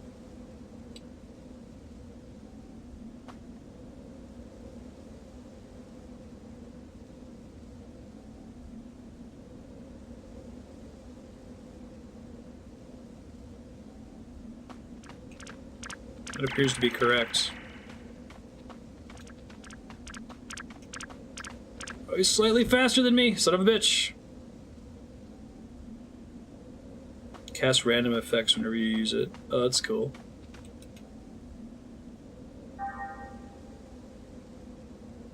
You could just bake it into the storyline. If you're gonna do that, you may as well have it be like an aesthetic upgrade.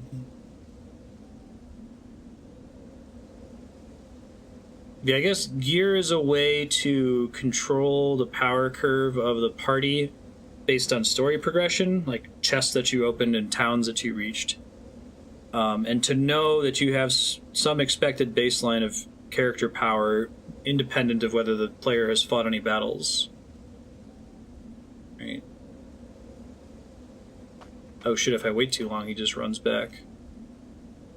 Well, I'm screwed. Seems like it has eyes on the back of its head. Okay. I'll see if I can get more of those real fast. Fortunately, I didn't trigger any new battles coming out here.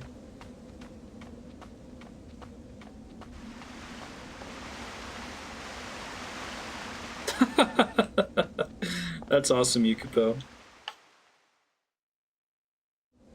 I have a similar approach to magic item provision in tabletop RPGs, like... No, I can't get more juice, thank God.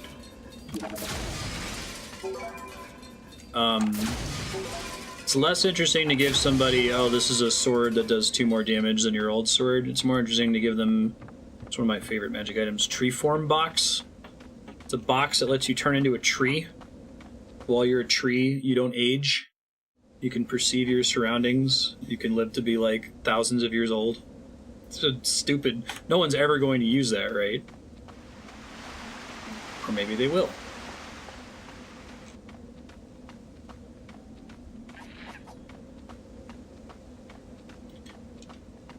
Alright, tip number 5. He's got eyes in the back of his head. Figured that part out.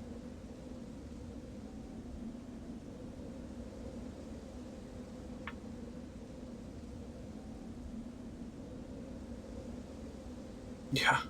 Alright, let's wait 500 years.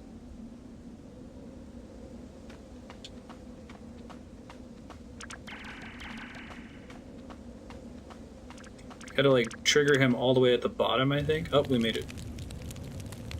I lost. Why is his face so weird looking?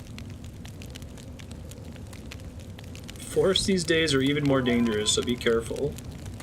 Okay.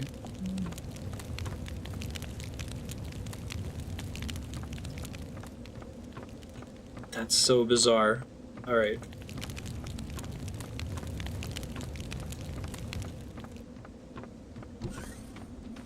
Sit in the Grand Exchange making tree puns for hours. That's awesome. Yeah. I think I just converted that into an inherent bonus, Leon. Like it just baked into your level that you don't actually have to have the magic item equipped. You just get an augment bonus to attack and damage all the time. You try to reserve magic items for interesting effects. They baked it in 5th. Oh.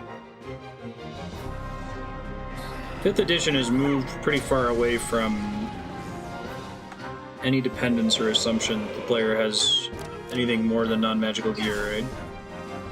Ready? Lunar seal.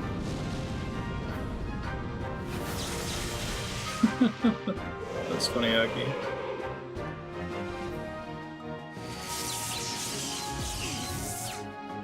That's awesome.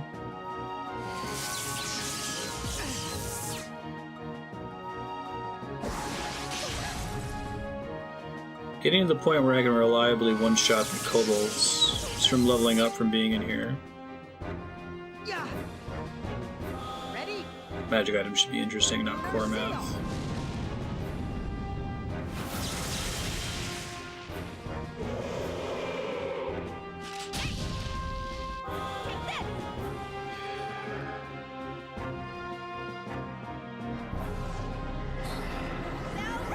Right. Oh, bummer.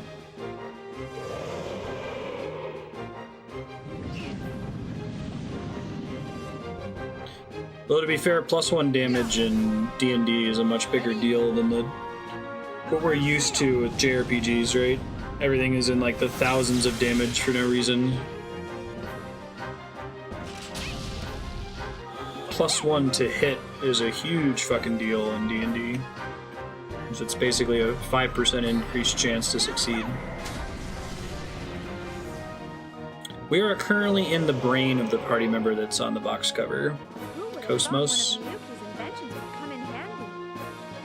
We're in a simulation. We're trying to get her black box recording to prove our innocence because we were framed for something we didn't do.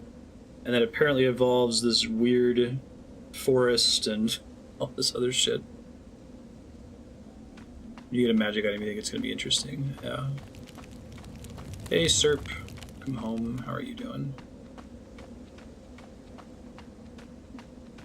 Just let me do that so I can see he has a weird face on his back. It's bizarre. This game's odd.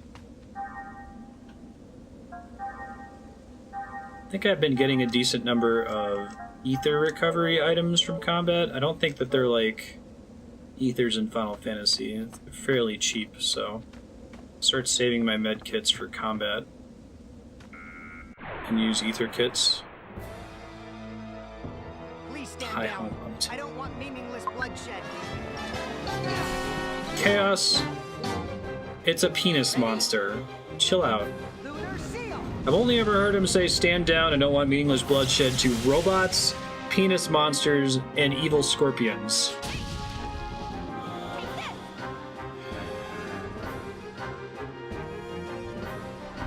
What if the interesting effect is just talks to you all the time? I'm down with a loudmouth sword. Creates interesting scenarios.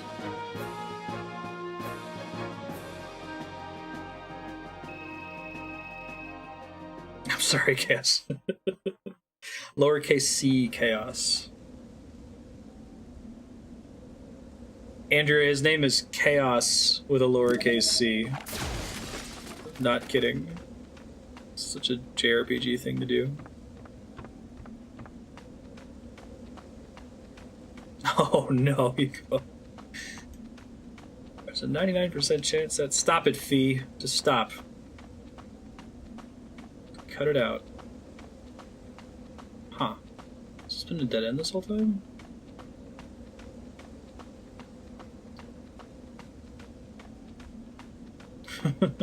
It's funny, Andrea. Hey, if you're new to the channel, I'm Marstead. I'm trying to beat every awesome game ever made. I believe there's so many awesome games out there, it's impossible for any one person to play them all, let alone beat them. But that means that we will never run out. If you'd like to see a list of all the games we've played so far, you can go to games.marstead.com. You can even vote for which awesome game we're going to play next. If you click on the Vote Status tab, on that spreadsheet. This game is on the voting spreadsheet, and we will play it to completion when it wins the vote. But if you're just hanging out or lurking, that's totally cool. Welcome. Cutscene. I'm gonna mute myself and type.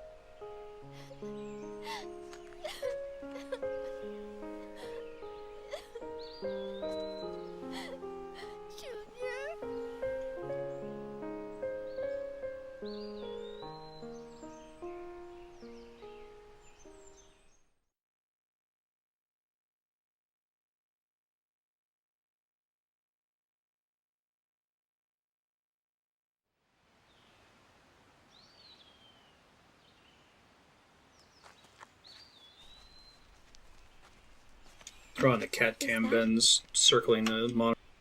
A church? Junior! How did you all get here? Beats me. As soon as you dived, everything went all hazy. And the next thing I knew, we were here. After that, there were all sorts of visions. Did we all get pulled into the Chief's Encephalon dive? That's impossible. None of you were connected. If Cosmos Oscillation Pulse caused a countercurrent to flow through the dive unit, it's not inconceivable. The ones we use are non-contact types, after all. Even if that were the case, the simple dive unit couldn't handle that great a load. There would have to be some other external force. I've been waiting a long time for all of you. Regardless of how we got here, this is Cosmos mainframe. Our memories found a common resonance within her, and resulted in the creation of this world. That's what it feels like to me. But I don't remember ever being in a place like this. I wonder if perhaps memories, in other words, events that occurred in the past, become stronger, more selective, and gain a higher priority when they resonate with others that share identical axes in time and space. If you think about it in those terms, it isn't quite so odd that both my memories and those of Alan are not reflected here. So, what you're saying is, this world is constantly changing based on the experiences people share in time and space? A world made up of our past, as glimpsed through the mind of Cosmos. So, it's all an illusion? There's no difference between illusion and reality to the person experiencing it. This is. Wait! He gets another shot! He gets another shot? He gets another shot! Chief. All of you must accept the entirety of your memories. So that's what she meant.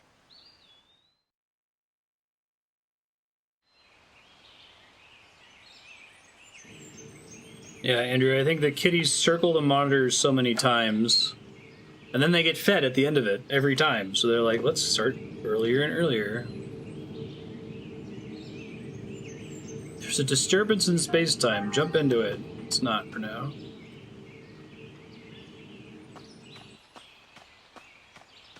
You'd think Momo would know. Yeah, I don't know. It's a little slow. I've got my full party back, which is exciting. I think I do want Shion Jr. in Chaos.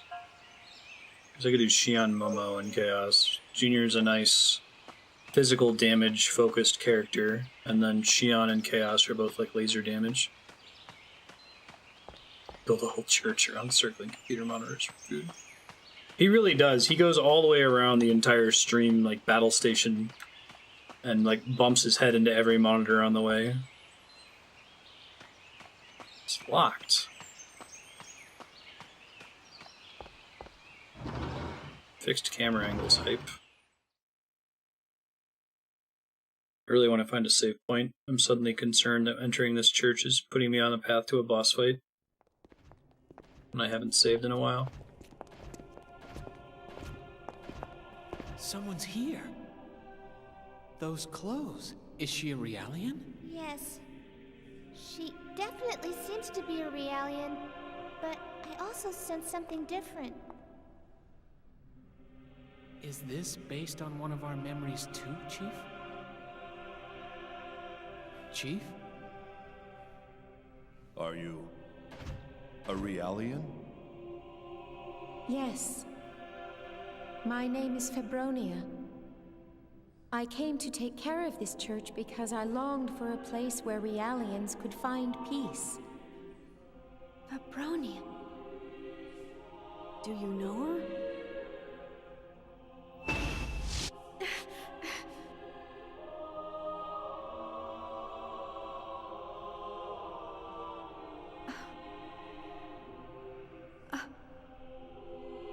I know you. I know you. But no, I don't want to remember. It's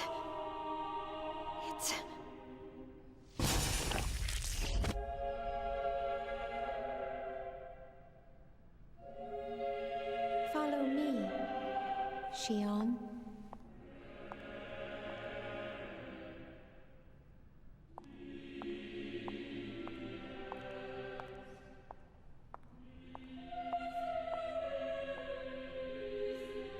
The instant you open that door, you will come face to face with yourselves.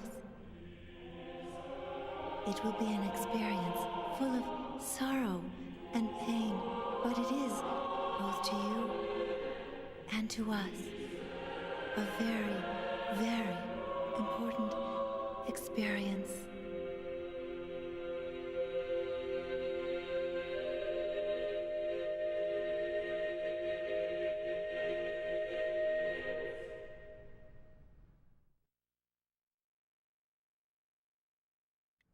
Would you mind giving me control again so I can find a save point before the sorrowful, painful experience? Nice. Thank you, game. Good looking out. That was exactly what I asked you for. Hoo boy. Alright, let's use a science fiction tent. And let's save the game, and then I'm going to go explore around outside.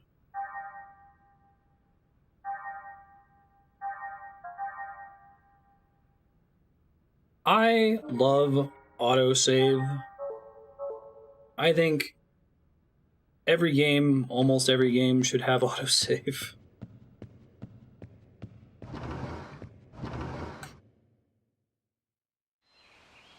I'm actually curious where the idea for save points came from. I feel like you could have done autosave on the NES, especially since saving on the NES took no time at all. There was no like disk loading or significant writing being done.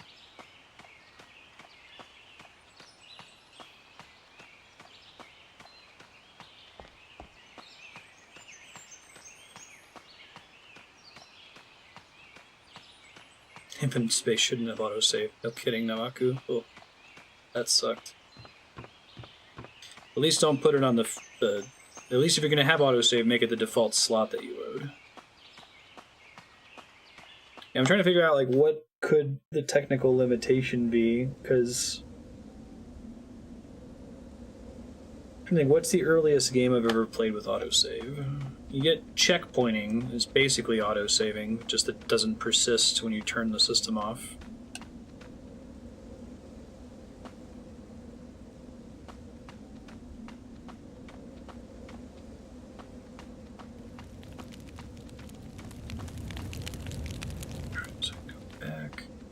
I wonder if the time and space thing lets me go to shops.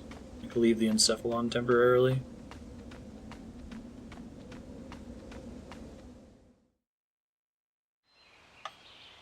Yeah, but I guess, like, the save points could just as well just be loading into a new map. Just save whenever you load into a new map. I guess save points protect somewhat against unwinnable game states, right? Like, autosave can get you in trouble.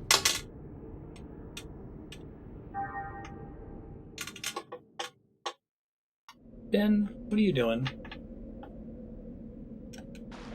Alright, well, I guess they give me an opportunity to re-explore and find all the things now that I have a not shit party. I might do that for a little bit here. Right. It's less to test if you know where all your save points are. Okay, so that's reasonable. I can accept that as the explanation.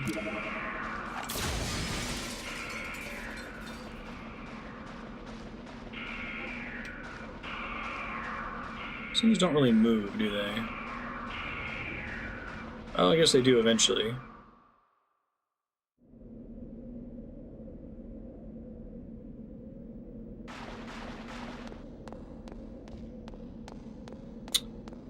I could see the save file taking less space, actually, now that you mention it, because you no longer have to include the location of the player. I mean, granted, if you had autosave on every map change, that would still pretty strictly limit the number of places where autosave could occur.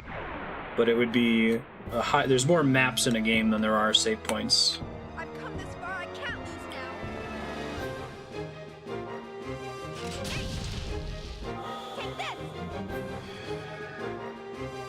Well, you have a lot of PC games that let you quick save freely. It's really easy to get yourself in a save situation where you're in an unwinnable game state.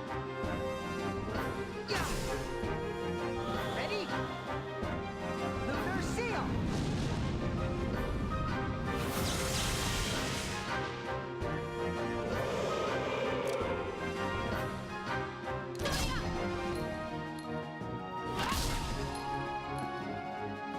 Get him, Junior.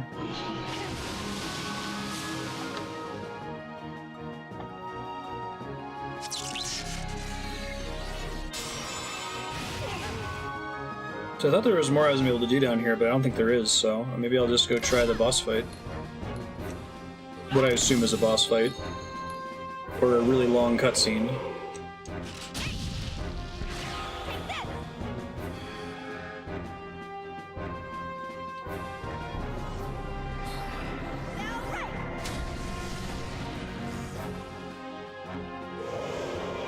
Nice. I should be targeting that center enemy first. Kill him quite a lot faster. Talking shit about Miyuki again, and who would have thought one of Miyuki's adventures would have been so helpful?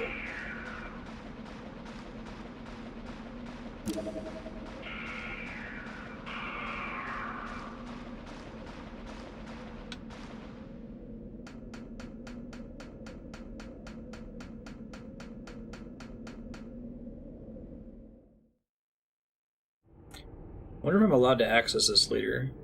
This game's pretty good about missables, isn't it? Because you can always, like, return to a simulation of the maps you visited. That's right. I actually kind of like that about it. You can't pull that off in every game setting as a way to protect against missables. Shion's bad with others' feelings. Poor Alan. Alan's the generic Team America looking guy, right?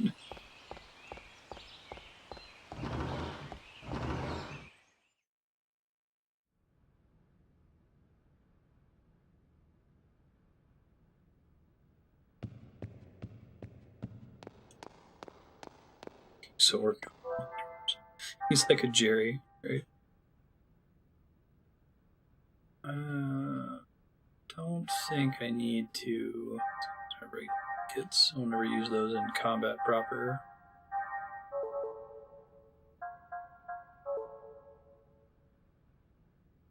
Parks and Rec Jerry and Rick and Morty Jerry are both Jerrys.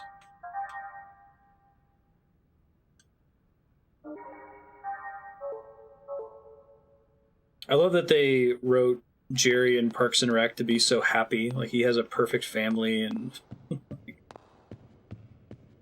even though they give him so much shit.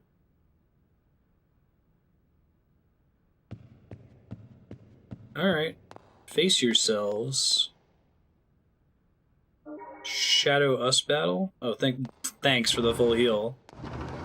Didn't have to use my science fiction tent or all those potions. This is inside of the chief's soul?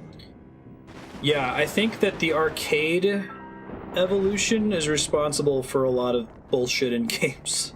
It's taken a long time for them to get weeded out.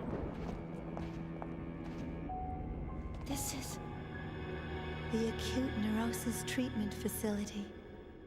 A place you know well. I don't know if the other party members can see the creepy girl. Where Mom was hospitalized. Yes. A place where painful, sorrowful memories linger. I wonder, can you face them?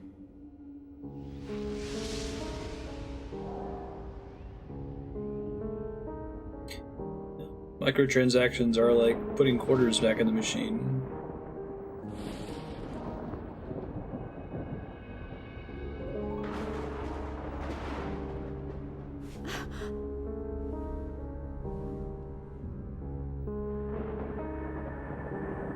Damn, Cosmos, why you got all this creepy shit in your robot brain?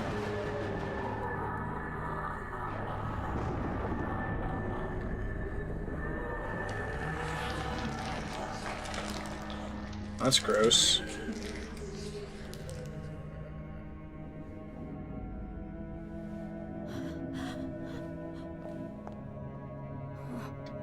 Pretty spoopy.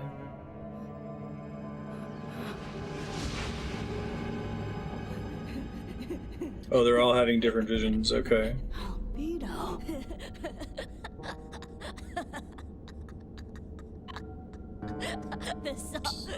The song is mirror, mirror on the wall, show me, define me. I am the infinite telemirage. I am not an anti-existence. I am the perfect chain. He's another clone of the same thing Junior's a clone of. Chief! Junior! What's wrong with you two? You guys aren't having creepy visions too? What is that? What does Alan fear?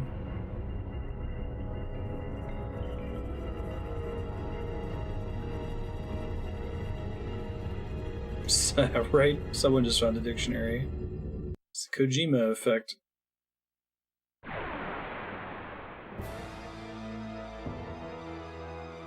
There's no turning back. Let's do it. Okay.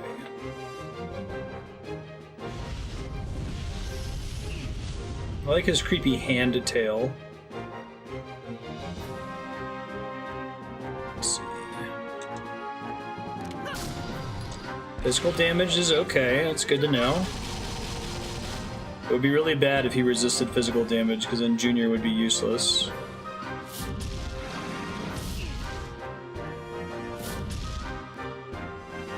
Oh, do we not want Junior Tiamat? Oh. Maybe we don't want Junior and Xion in this battle. Resist laser damage? Lunar Seal!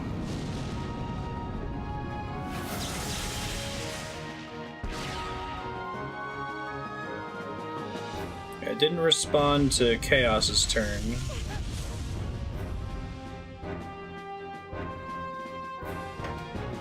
Tempted to just use her to cast Medica All. Junior doesn't need it yet. I'll wait a turn, I guess.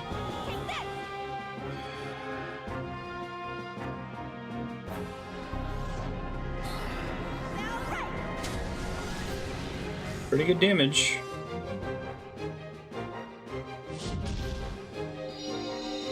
Yeah, I don't think we want Xion or Chaos in this fight. Oh god. Alright. Well, that's good to know. Yikes.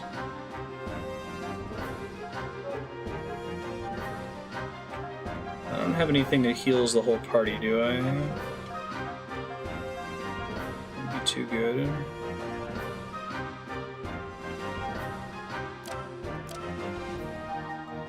Take this.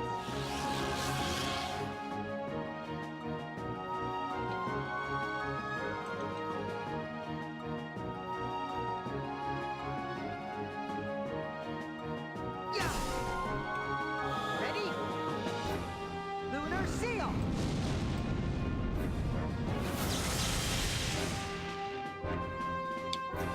Alright, let's pop that Medica All. Open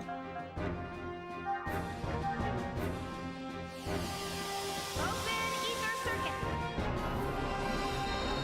Good night, sir. Thanks for popping in. Good seeing you.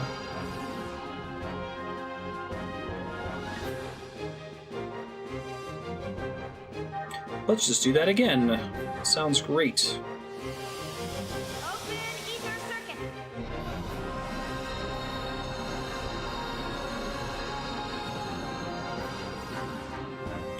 I wonder if Junior can do the same amount of damage from the back row.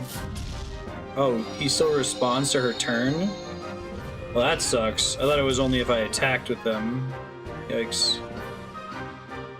Guess I try to manipulate the initiative order so that the enemy doesn't take its turn immediately after Xion or Junior. I think that's what I'm supposed to be doing here. Take this. Prelude to battle.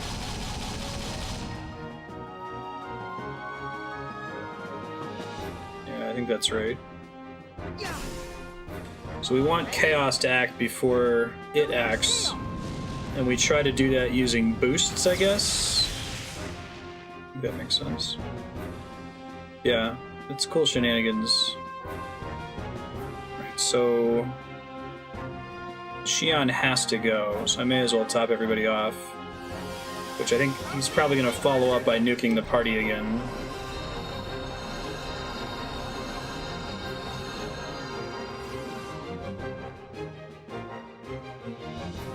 Yep, here we go. At least I can outpace it with healing. I might have to use one of my attacker's turns.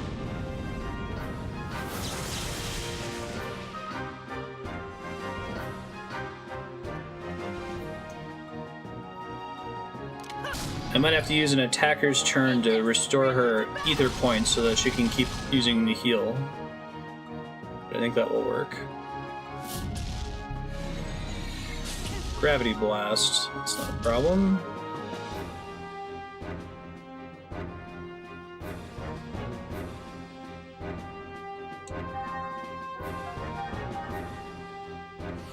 I wish I could see when the enemy's turn was. It doesn't always show you. Sometimes it only shows one person in the initiative order, and I'm not super clear on why it works that way.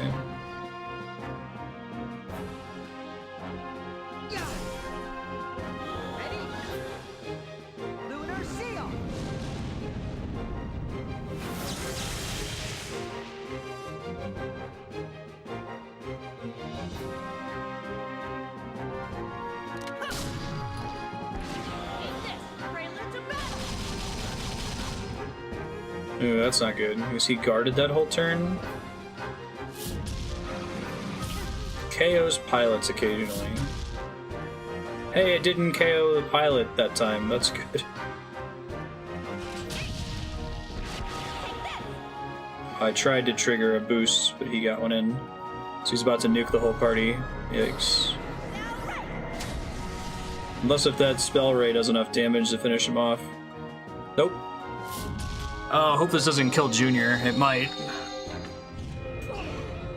Oof. Owie. No kidding.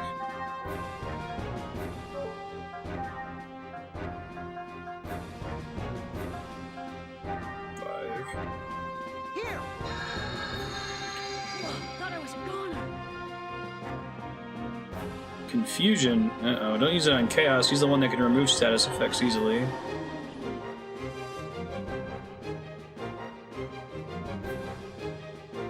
Oh, she's the only one with the boost. Shit. Well, okay, I have to use Ether then. Oh, I can't. Uh-oh. Uh-oh. Uh-oh. Oh, this might be GG.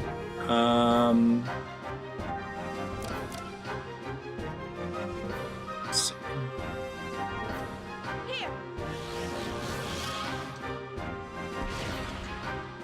Shit, didn't actually work. And we're dead. Not good. Okay.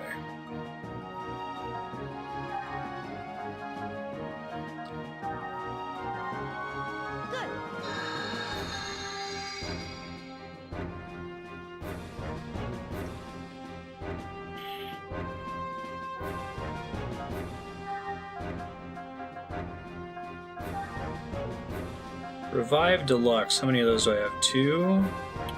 Full HP?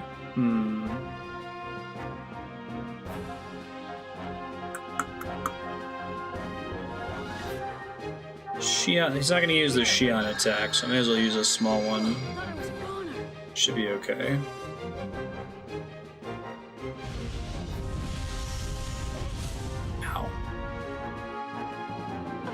Tempted to keep her dead, even though she's my main healer.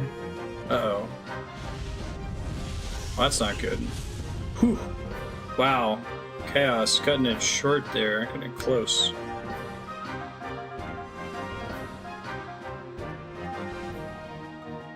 So I'll pop a Revive Deluxe now. She's the right character to use it on, because she's the biggest healer. Yeah, things aren't going super hot right now. It's not great.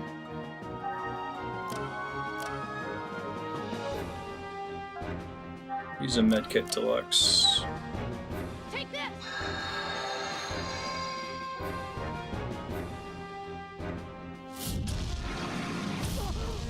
Ow. Not good.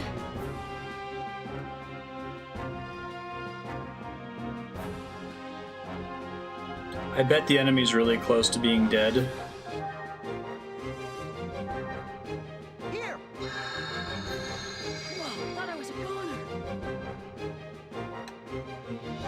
Like if I get one more hit off, I'm using all these resources. I should have just been throwing one hit over there.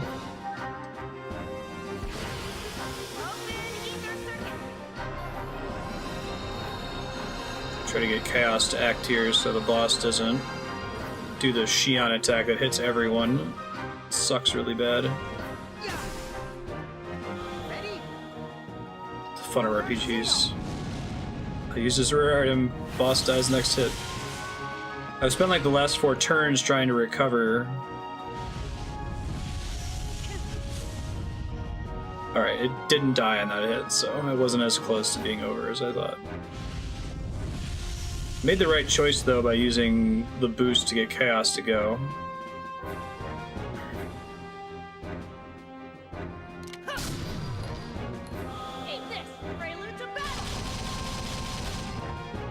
When did you start guarding so much? Please don't get the insta KO. Good.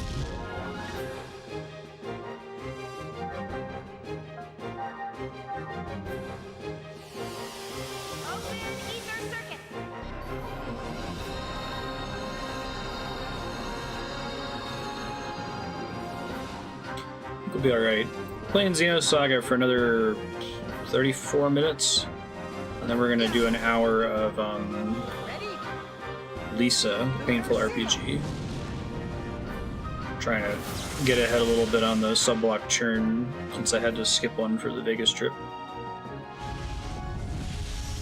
That's fine, do that all day. Single target. Alright, let's see. It's gonna react to Junior taking his turn no matter what I do. So I should just top her off, I guess. Take this. I wonder how quickly the AI chooses to use boost if it has it available.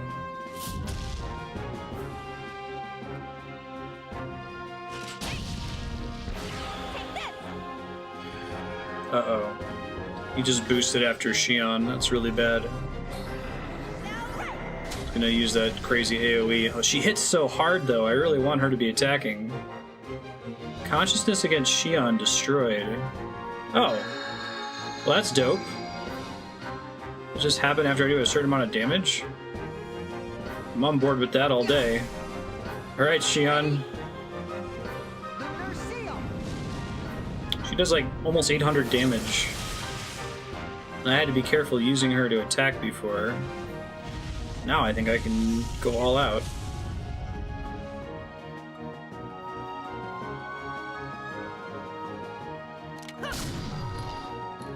Nice crit. Not defending this time either. I would have thought one of Miyuki's inventions would come in handy. Presumably he won't counterattack since it said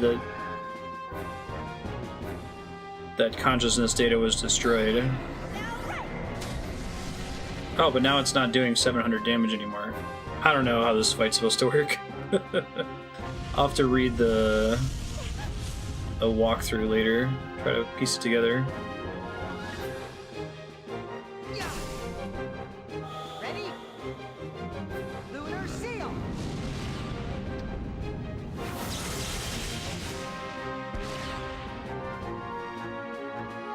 Xion and Junior, only the 2 of them can defeat their past. Oh, did I need to have them in the party? No kidding. So Chaos is just here to heal, I guess? That's weird.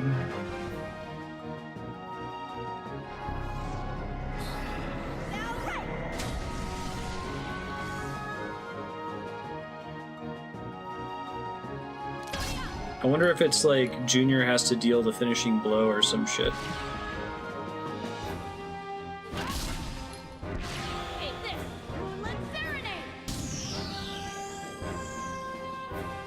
Hey game, what happened to me boosting first? Rude.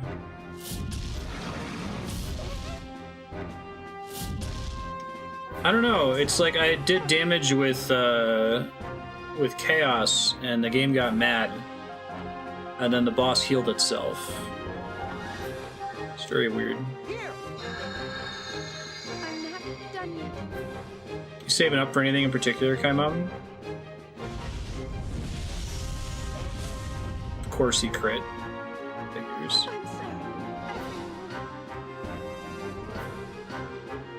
Do not be sorry. Be better.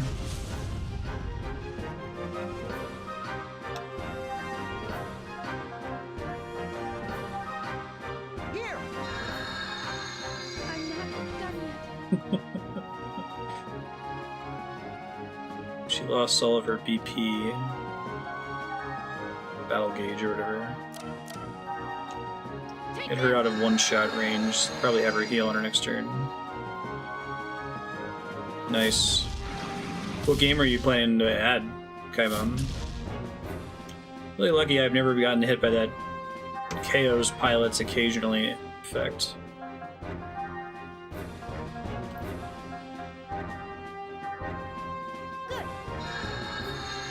I didn't realize I had so many of those ether packs. I shouldn't have been using medkits this whole time.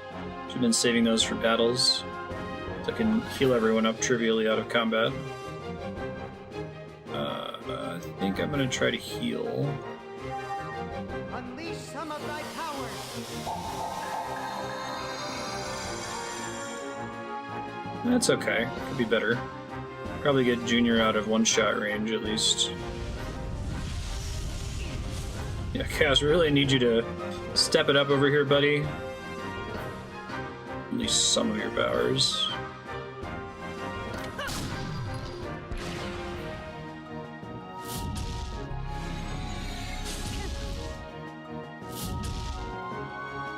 Oh, it's Gravity Blast and it works like gravity.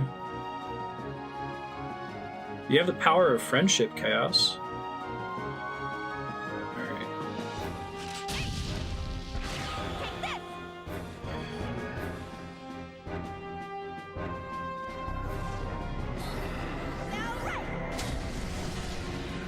Man, she hits like a truck. It's great.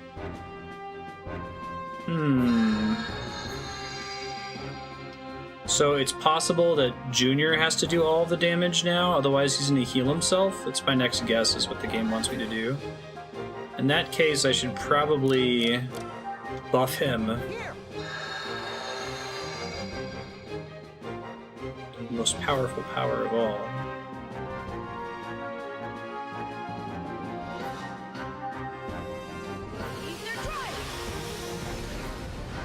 See if I have any other buffs I can use here. All the lucky text around that, that's funny.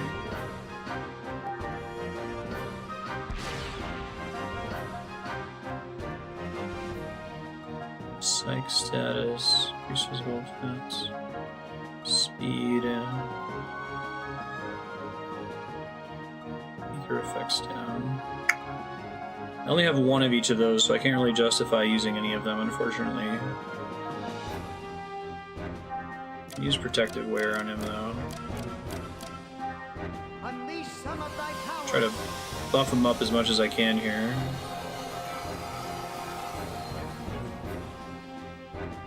That's awesome, Kaimam. This is Cappyman Yukupo. This particular session is people next 10km.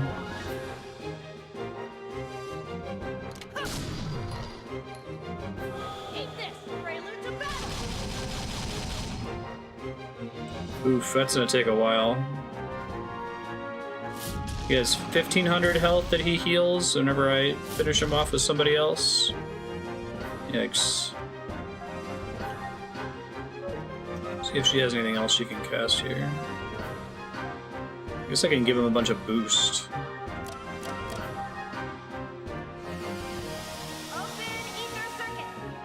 Yeah, I just mean people that have nominated it for subblock in the past.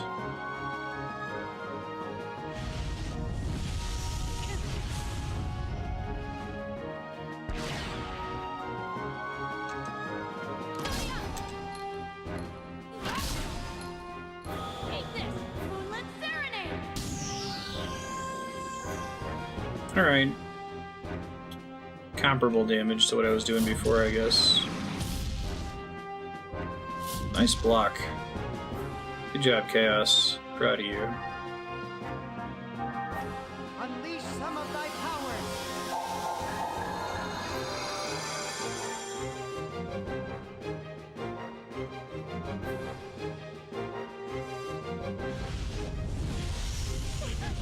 This is a super rough fight.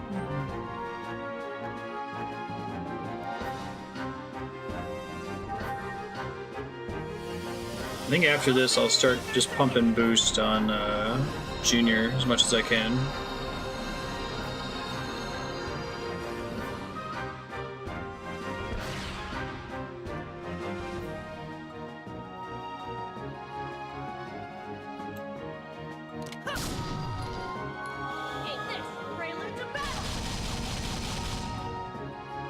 Blocked it. I'm really curious how defend works in this game.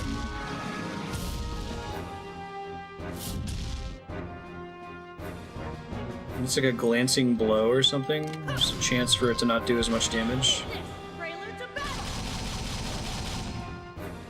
Though I feel like I'm doing less and less damage to him each turn.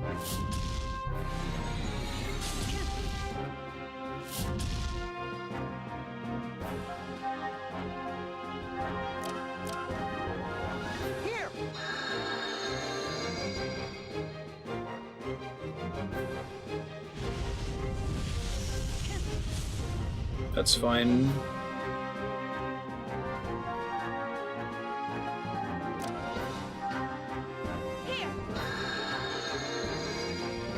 I like lost status here. Everyone keeps going, okay. Alright, now it's good. Getting crits. Oh, but he defended this bigger damage crit. Oh, yuck. Gross.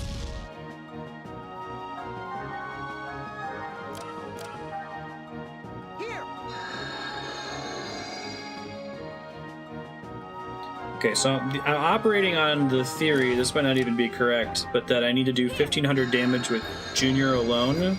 It's either that or I need to have dealt the last point of the 1500 damage with Junior. But just to play it as safe as possible, I'm using Junior exclusively right now.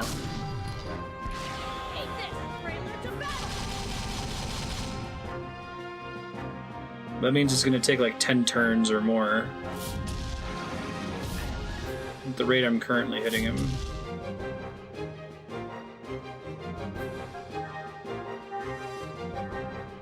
All right.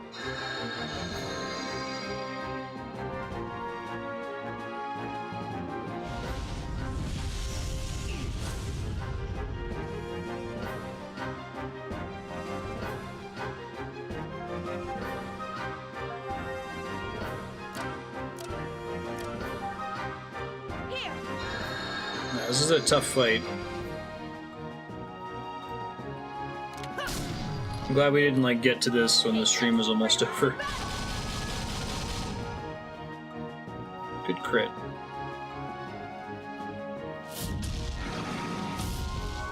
So I think I'm at like 1,000 damage dealt. I need to get, if I'm correct, I need to get to 1,500. So we're getting there, slowly but surely.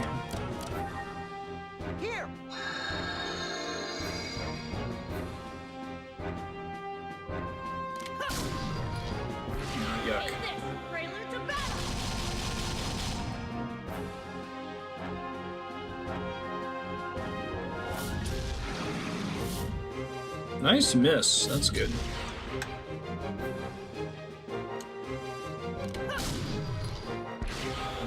And he blocked me again.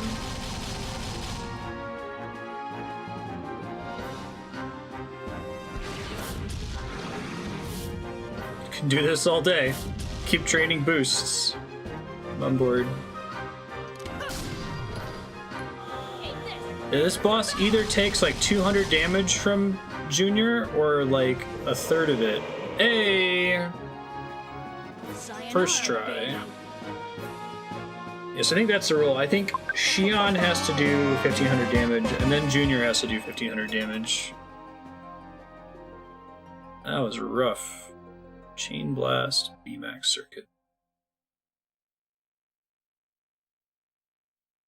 And now there's probably going to be a long cutscene, I guess.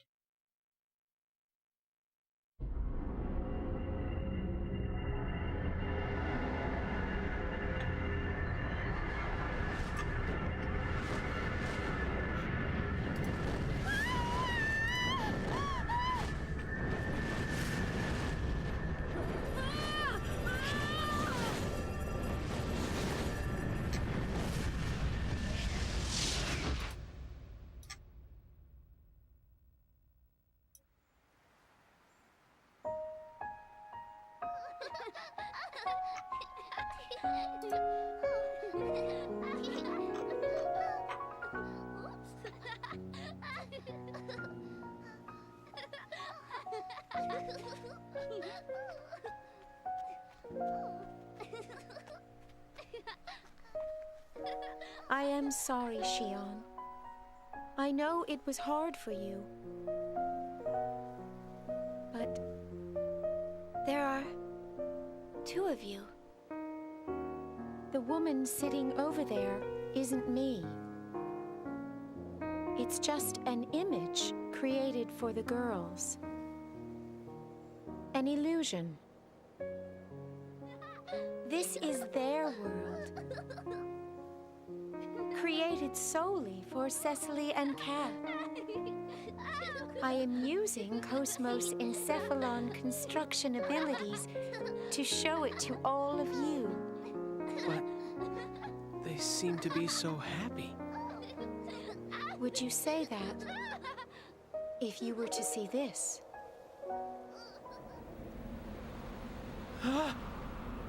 This is just an illusion that traps them here.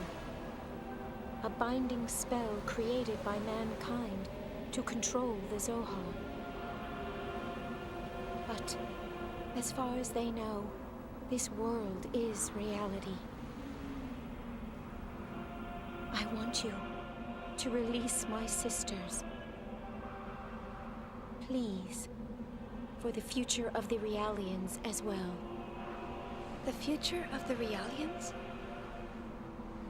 Not just for their future, but for the future of humans, non-humans, and all matter of living consciousness.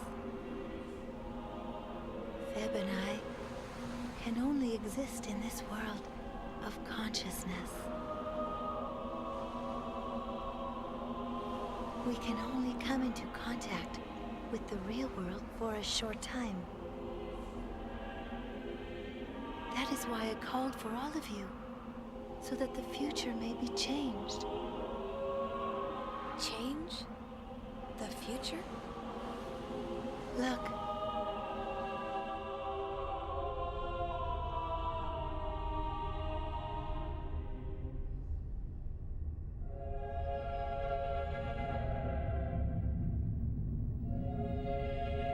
Milsha.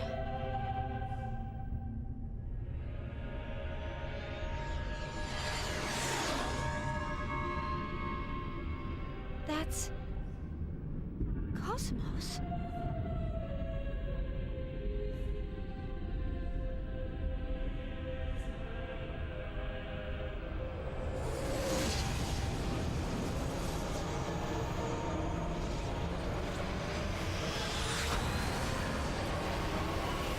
Got the cat cam on. Ben's here, continuing to be a jerk.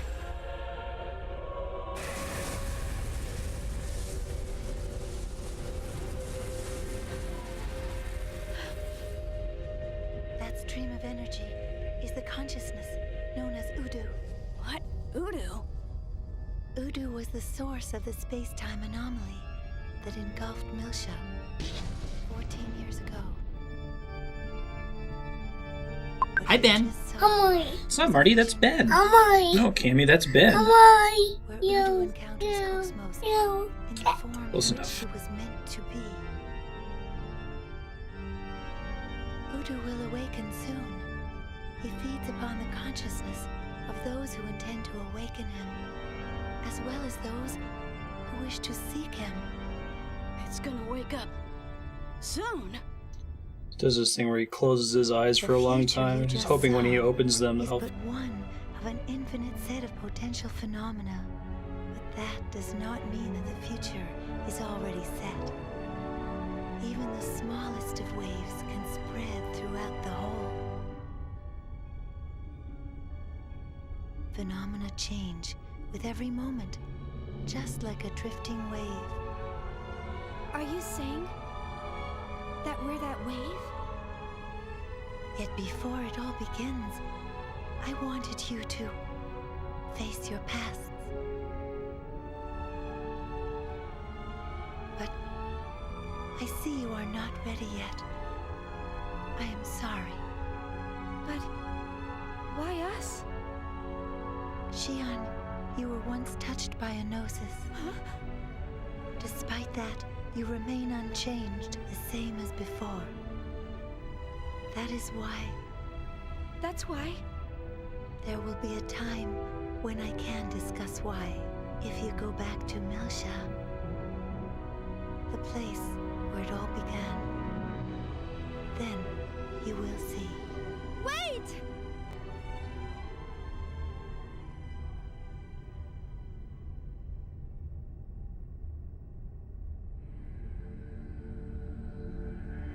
Kind of looks like the Hubble Deep Field.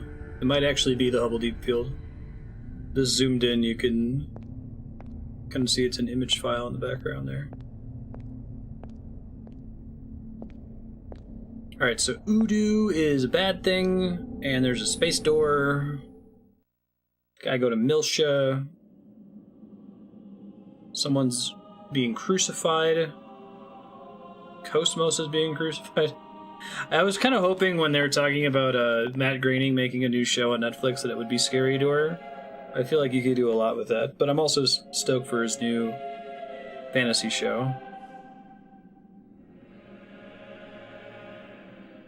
Yeah, plot is so convoluted you can be watching bits and pieces of it 20 hours in.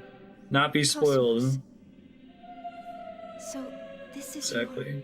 I don't know what any of those nouns mean. Like their Judeo-Christian symbolism in this game. Ye shall be as gods. Disarming. Subconscious domain protection.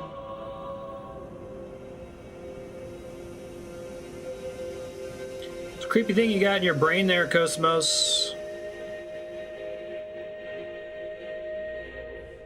Shion doesn't use a very strong password.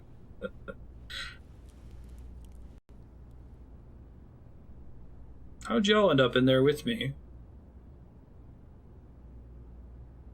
It is, yeah. Become as gods.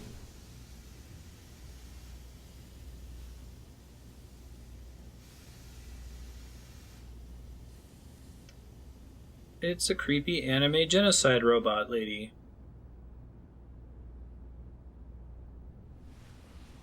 That's the ideal party. Shion, lowercase c, Chaos, and Cosmos. Good morning, Shion.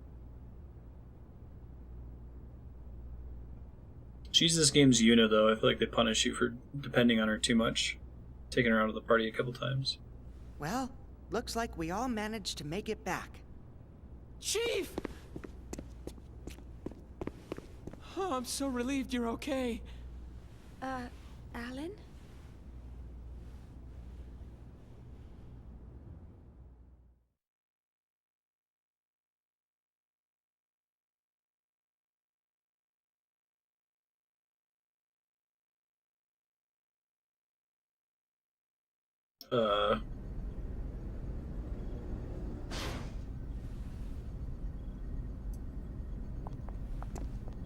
I present to you the memory bank data from the Anti-Gnosis Humanoid Weapons System KPX Cosmos. Protection level AAA, with no possibility of alteration. You see that Cosmos, like, as batteries get smaller, they sound like they're screaming louder and louder. Please remain within the Milshan star system until you're cleared of all Right, we were trying to get a recording out of her brain. Like, you know, if I need to go get a VHS tape, it's really fortunate that I don't have to dive into a robot's weird done with. Judeo-Christian mythology tinted Did something happen? Hubble deep space door penis monster You could say that.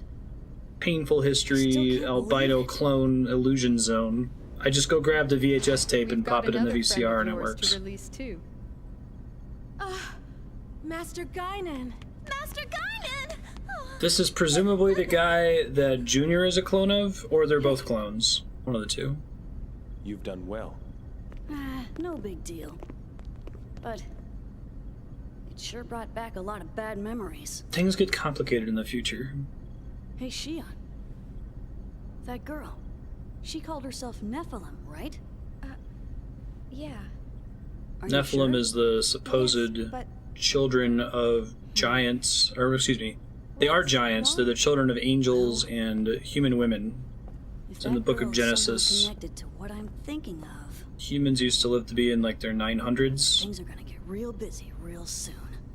And the angels were like, wow, these 900-year-old women are super hot. And they were banging them. So God is like, this isn't okay. I'm going to reduce human lifespans to like 70 years. So that they stop making these giant hero babies. Hey, thanks for the follow, Charlie. Good idea. She was crying, wasn't she?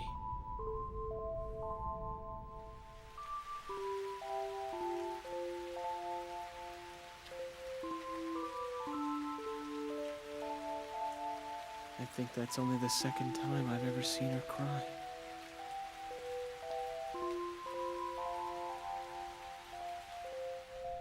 No matter what happens, she never shares her pain with anyone. It's times like these when I'm reminded that I'm nothing but a subordinate to her. That seems to be pretty true. Poor Alan. I wish I could take her tears away. Alan's like a foil character for Shion. Someday. He hasn't really done much in the plot so far. He's just kind of been along for the ride. Easy for you to say. You don't know a thing about us.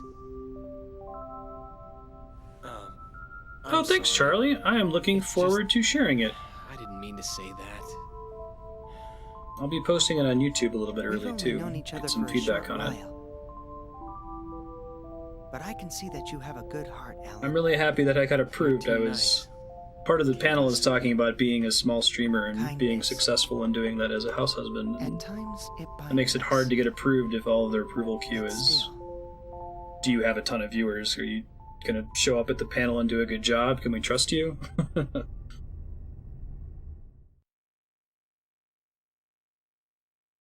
It's such a healthy way to go about things, right, Kai Mom? They've completed their review of Cosmos' subconscious domain records today, and the Federation fleet is preparing to leave the area. The charges against Second Militia and the Kukai Foundation will be officially... You in a similar situation, Charlie? That's quite a job you pulled off there. We couldn't have done it without you. You have my thanks.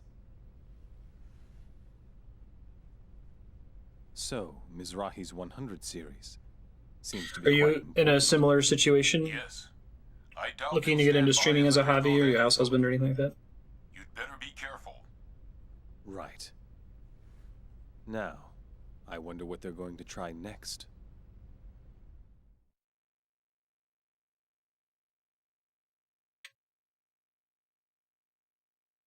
Alright, so we have 7 minutes left in the subblock to get to a save point. I was thinking after the boss fight they might give me one right away. I just handed over top secret company info to the Federation without permission. I am so fired. Yeah. I don't think this game has cutscene skip either. It's alright.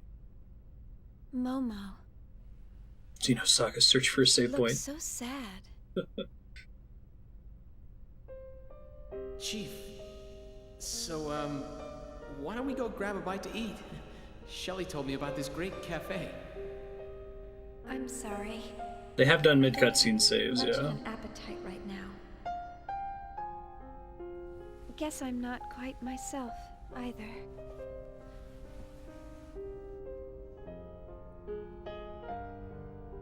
Awesome, Charlie. Yeah. I think it'll be a really great panel then.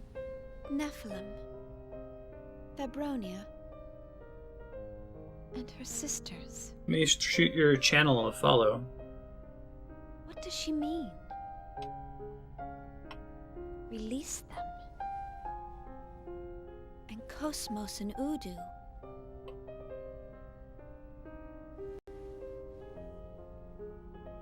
All this facing the past stuff. What? Rad, thanks for popping in. What I was am I over here supposed earlier to being like, man, I'll be really pumped if like 2 or 3 people show up. I don't understand any of it.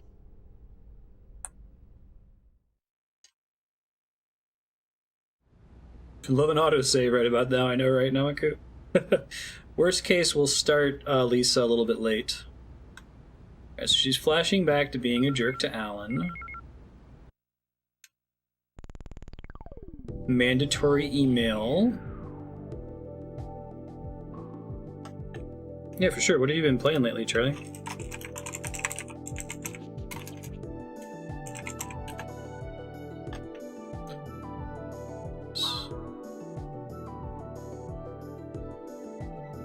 Oh, okay, I can go back into the Encephalon and get the gear that I missed.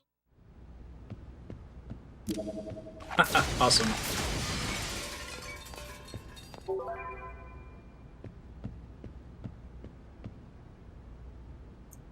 Don't think I need to rest. I think I'm all tapped out.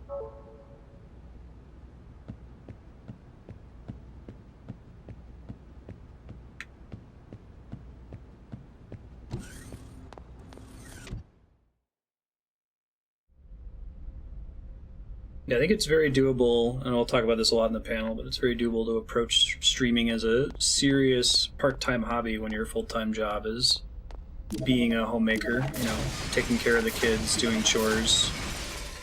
And that can be your success in-game. You don't have to, like, be ninja and have a bajillion viewers to be happy. Marbles? That's awesome.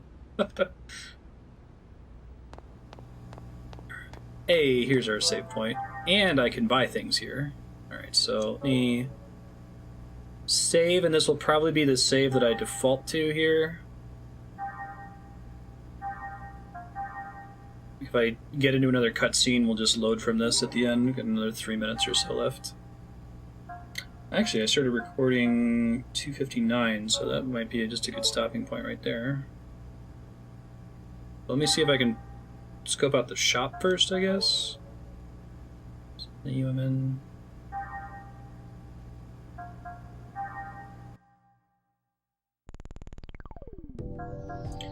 If you are new to the channel, I'm Marstead, and I'm trying to beat every awesome game ever made. I believe there's so many awesome games out there, it's impossible for any one person to play them all, let alone beat them. That means we will never run out. If you'd like to see a list of all the games we played so far, you can go to games.marstead.com. And you can vote for the next awesome game if you click on the Vote Status tab. But if you're just hanging out or lurking, that's totally cool. Welcome. Alright, that's it for Xenosaga for today. I'm going to take a short break to swap over to Lisa, the Painful RPG. We'll see you guys soon.